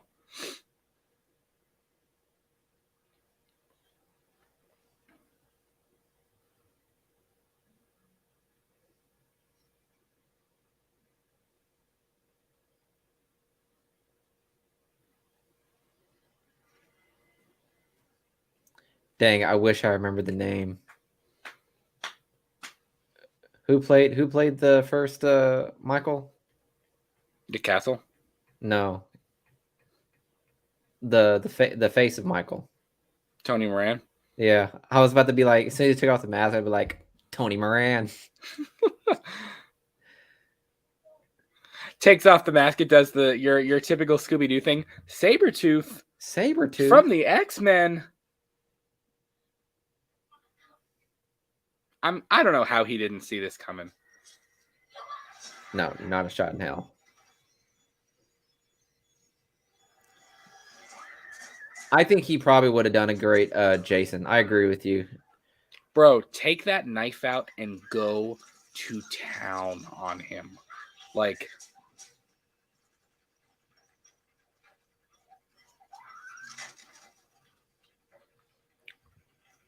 that's an interesting thought, Million Ideas. I've never thought about it that before. He said Michael was pacing, frustrated as hell, didn't want to kill her, didn't know what to do. Do you think he didn't know what to do? Is that why when she's laying in the pool, he just kind of paces back and forth for a few minutes and looks at her like... That's an interesting thought. I've never thought about it that way.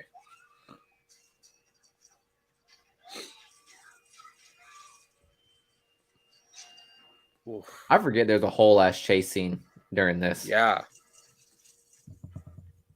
J-Dad says, this Michael is a bull in a china shop compared to the usual apex predator shark of 78. Yeah. That's true. Listen, you know, I know people, like, I know he, like, what's his face? Jokingly said it. Busta Rhymes joking, Michael Myers is a great white shark. Like, he said it jokingly in Resurrection, but, like, it really is a good analogy. Like, a great white shark, if you don't know how they hunt, like, The great white sharks stay in the shadows. They stay really low where you can't see them. And then, boom, they hit you, and then they're gone. They hit you, and they break the surface, and then they get you, and then they go back down. Like, they don't, like, stay where you can see them a whole lot.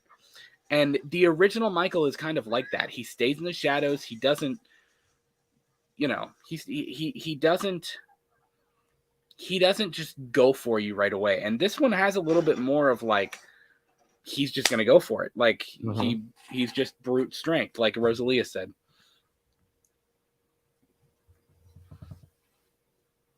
Yeah, this scene right here, it does almost look like he's unsure of like what he wants to do. Like, is he like, he's like, do I kill her? Do I try to this again? Like, what do I, like, what do I do?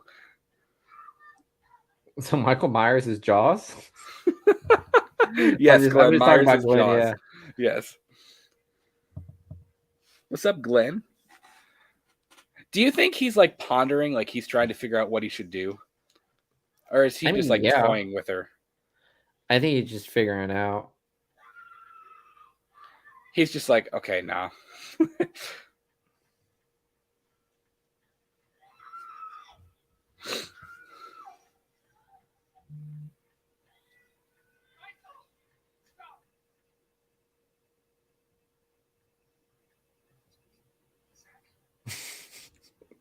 He's like, I know who you are, and I don't care. Says, and I don't care. I don't need you anymore, Dad.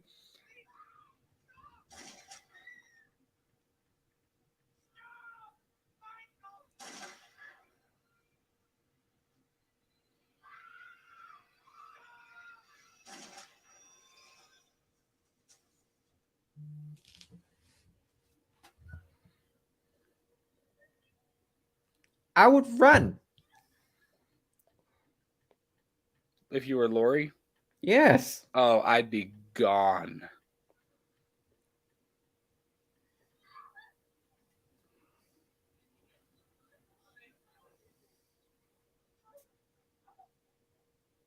Wouldn't you put like two or three more rounds in his skull just to be sure if you were that nervous? You know what I mean? Well, I mean, you wouldn't know. I will say that Michael can get shot and die. Yeah, that's fair. I will say, Rob's attention to detail is very good. Like seeing Loomis put the gun in the coat, and then later on in the film, she finds it in the coat. Like just little things like that, like do matter,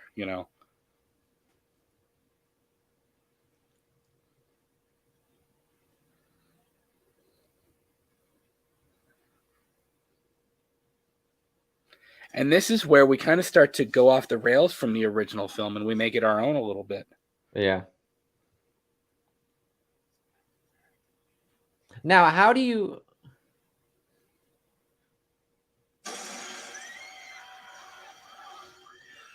Now, how do you like accept the fact that he didn't watch the first Halloween, and he delivers that line, that famous Loomis line?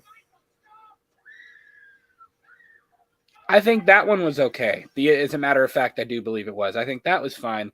The speech was kind of like, whatever. It was a little lackluster for me. Yeah. If I'm being completely honest.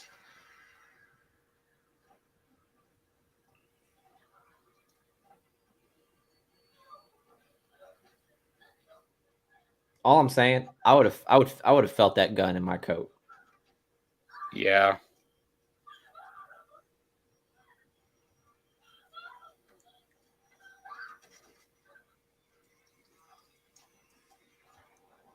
Maybe he was really trying to kill him. I don't know. That was a pretty like dead kind of moment. I just think that it's pretty interesting that he had two opportunities previously and he didn't. You know what I mean? What was the other opportunity? He could have done it at the pool. Oh yeah. Right. He could have turned around and started swiping at him, and he didn't. Now, you also have to remember, this was not the original ending that Rob had in mind. No. There was another ending where have you seen the alternate ending, Miguel? Where they end up killing him?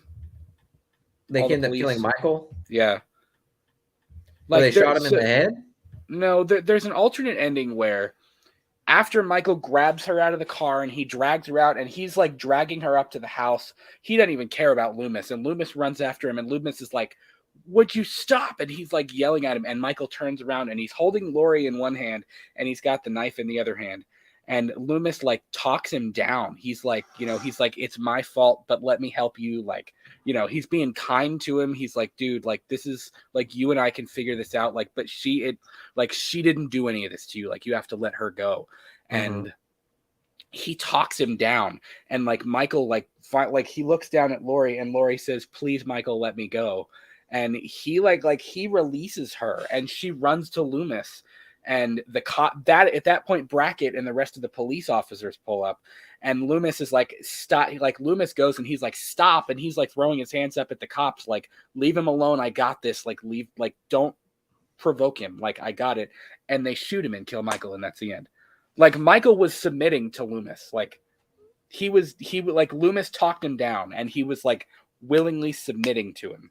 And the cop shot him. And that was the end. I enjoyed J-Dad's alternate ending. J-Det says the alternate ending, Sherry Moon returns and drop kicks Michael unconscious. I like that too. So which ending do you guys prefer? Do you prefer this ending where he tackles Lori off the roof and she shoots him? Or do you prefer the ending where Michael literally submits to Loomis at the very end and essentially that's it,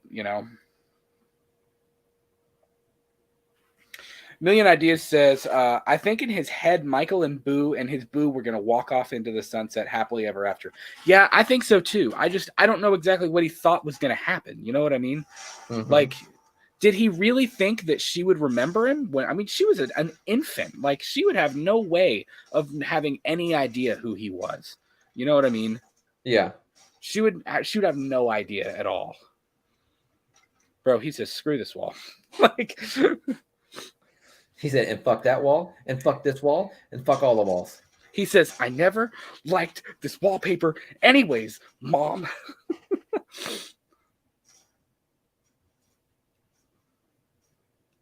J-Dad says he likes this ending better.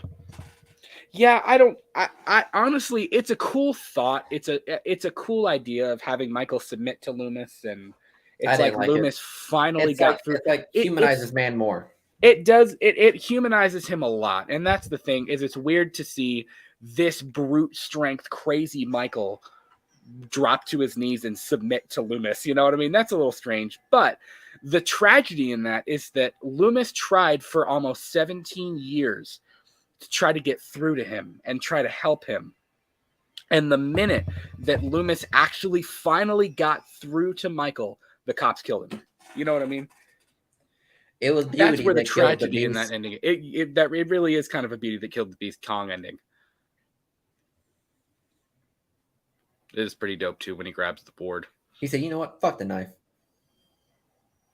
My only problem with this ending is it takes a long time. I do feel like this was it's a long movie. This was dragged out. Like, there's a point. The beginning the chase scene starts becoming too much. Yeah. The prequel stuff is too much. Like, you could cut 15 minutes out of this movie. You really could.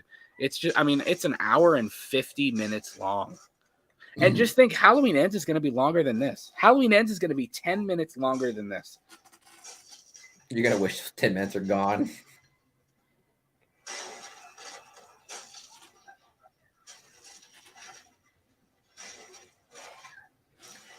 Bro, you got to get some doubt. The foundation of this house, staying strong. It is.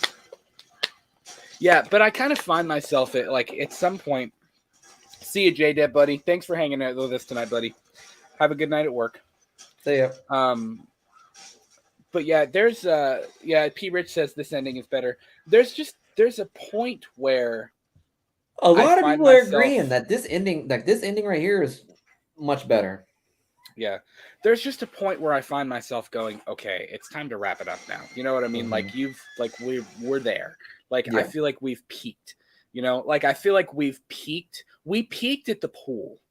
The pool and the scene where like Lori stabs him and she like that was peak. And I feel like now it's like, okay, we're kind of coming off of that high now. Like, and I get what he was trying to do. He was trying to build to a chaotic ending, but yeah, she's in bad shape. He did mess her up. I will say this Michael messed up Lori way more than Nick Castle did in the original. You know? Yeah. Also, seeing him run. He said, and I'm a linebacker. And 332. Bro. Tackled her like she was Tom Brady about to throw the winning touchdown. Like, yeah. I'm taking this girl out. I don't know if I liked seeing him run. That's a little strange. I feel like you should never see him run. Well, this one's more like a beast kind of thing, not more like a entity. You know what I mean? Fair, yeah. Also, props to Lori. that plot armor, stiff as a board. I know, right?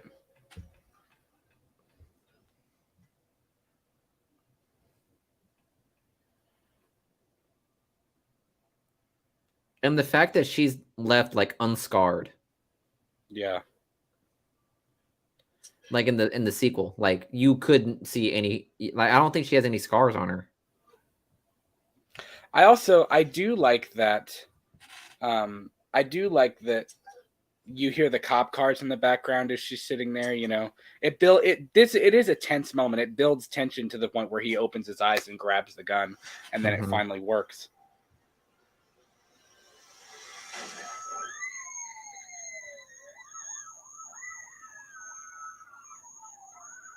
I wonder if I feel like that would be an incredibly raw scene for her to film. Like, I feel like she would have had to really go to a deep place to do that, for that kind of screaming and stuff. Did you like the transition from her screaming to like baby her screaming? It's all right. I don't mind it. It's not like, I don't know. The ending is okay. I just, like I said, by the time, oh boy, executive producers Bob and Harvey Weinstein. I don't know. Like I said, by the time we get to the end of Rob Zombie's Halloween, I'm kind of over it, you know. And I don't say that to be. It's good. It's not that it's bad. It's not that it's not that there's anything wrong with it. It's just that I'm kind of like, okay. It's like time to end it. You know what I mean? Like, let's go. It's whenever Michael is like breaking through the wall. It's like at that point you're just like, yeah. It's like you're on a roller coaster. You're on a roller coaster, and you get to like you go over the last hill, and then it slows down, and it just like crawls to a stop, and it's like, okay, I'm done. You know what I mean? Yeah, I'm ready to get off. This man doesn't like roller coasters. I know I don't like roller coasters, but. It's a good film. Like I know a lot of people hate it, but I do enjoy it, and I do think that he took a swing for the fences, and he did a pretty decent job. I mean, he delivered a very stylistic. Now, whether you like that style or not, whether you like that style or not, so be it. But he did deliver a very stylistic reimagining of John Carpenter's classic. You know, let me ask you this, Miguel, because I know I think you're a little bit more in tune to this than I am. Do you think this feels like a Dimension movie?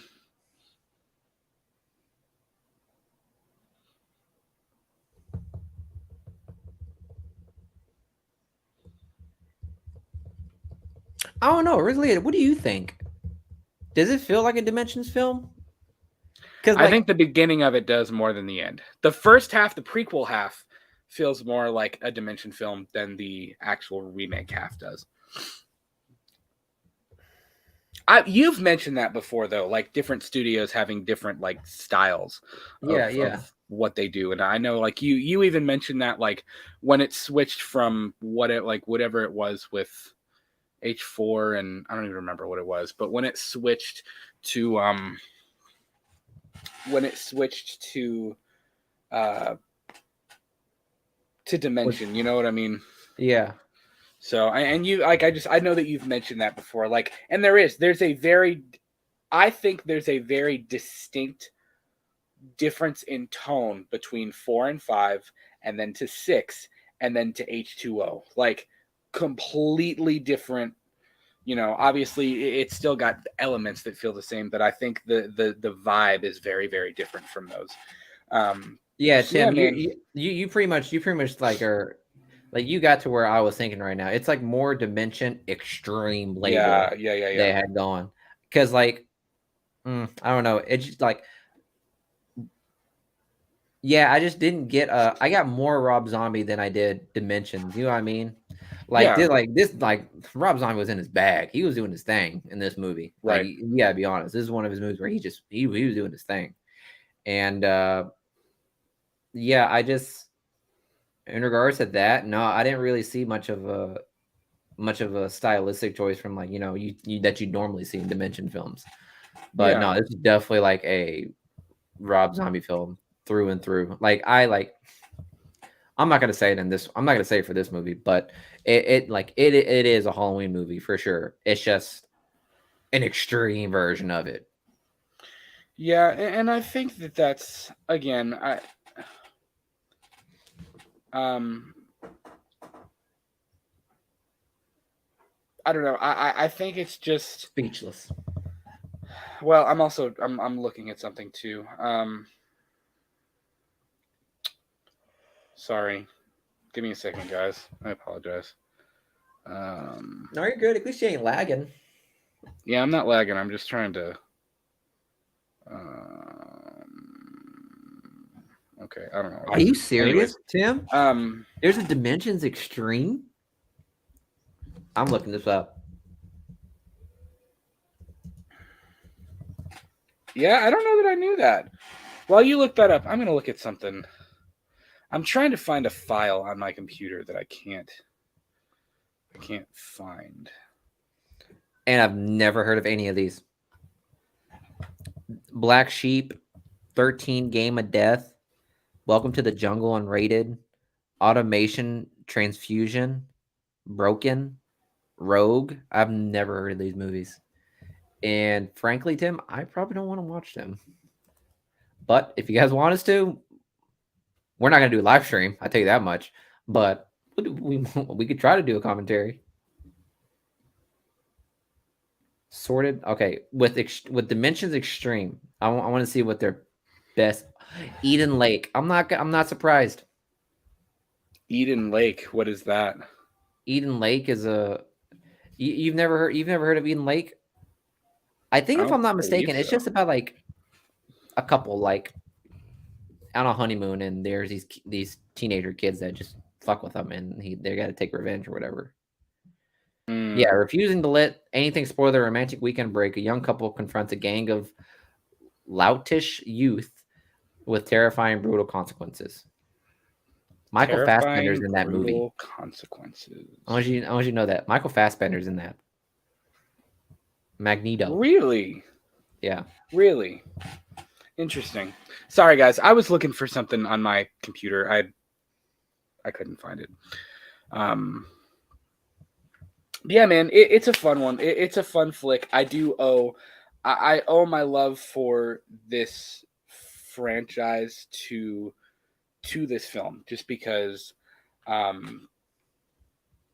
it was the first one that I saw. This was the film that introduced me to the Halloween franchise, and I know a lot of people are like probably like ugh, but it was. So I like I said at the beginning, I have a love-hate relationship with it.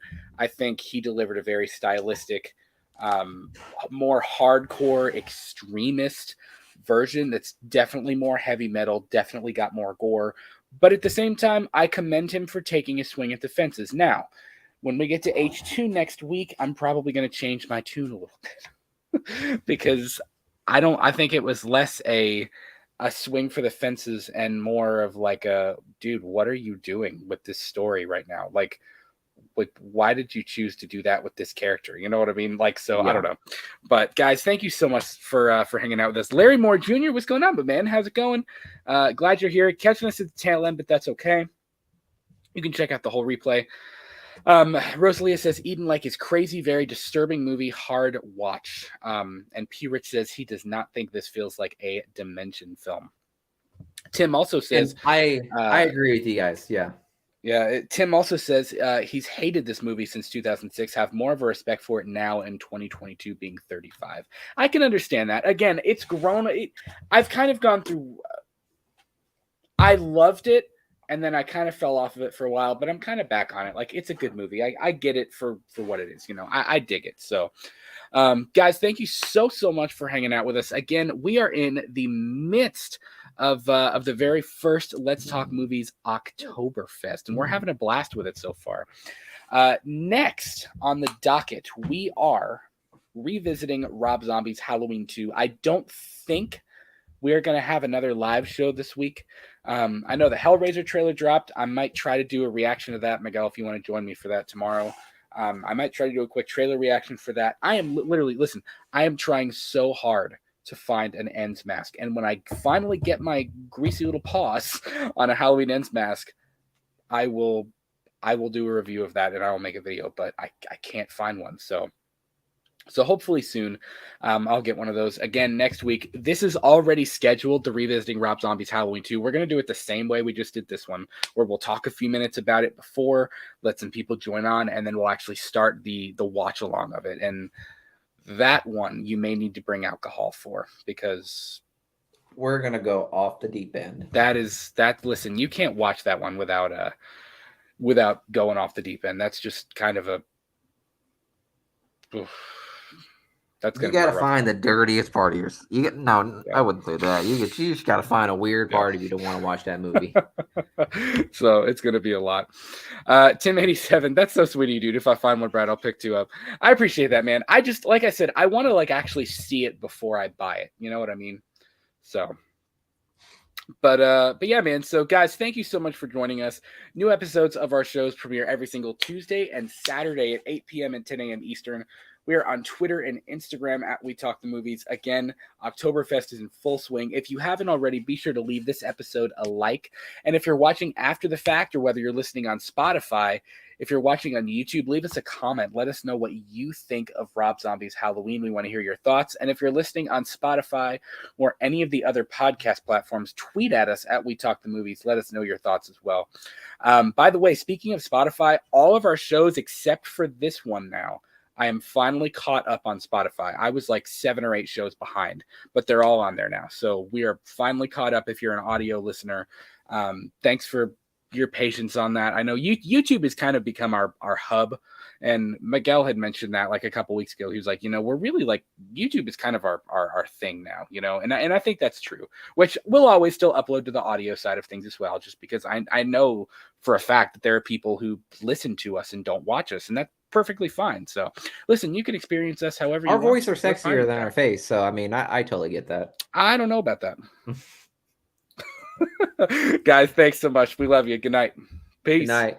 Have a great rest of your week. You as well.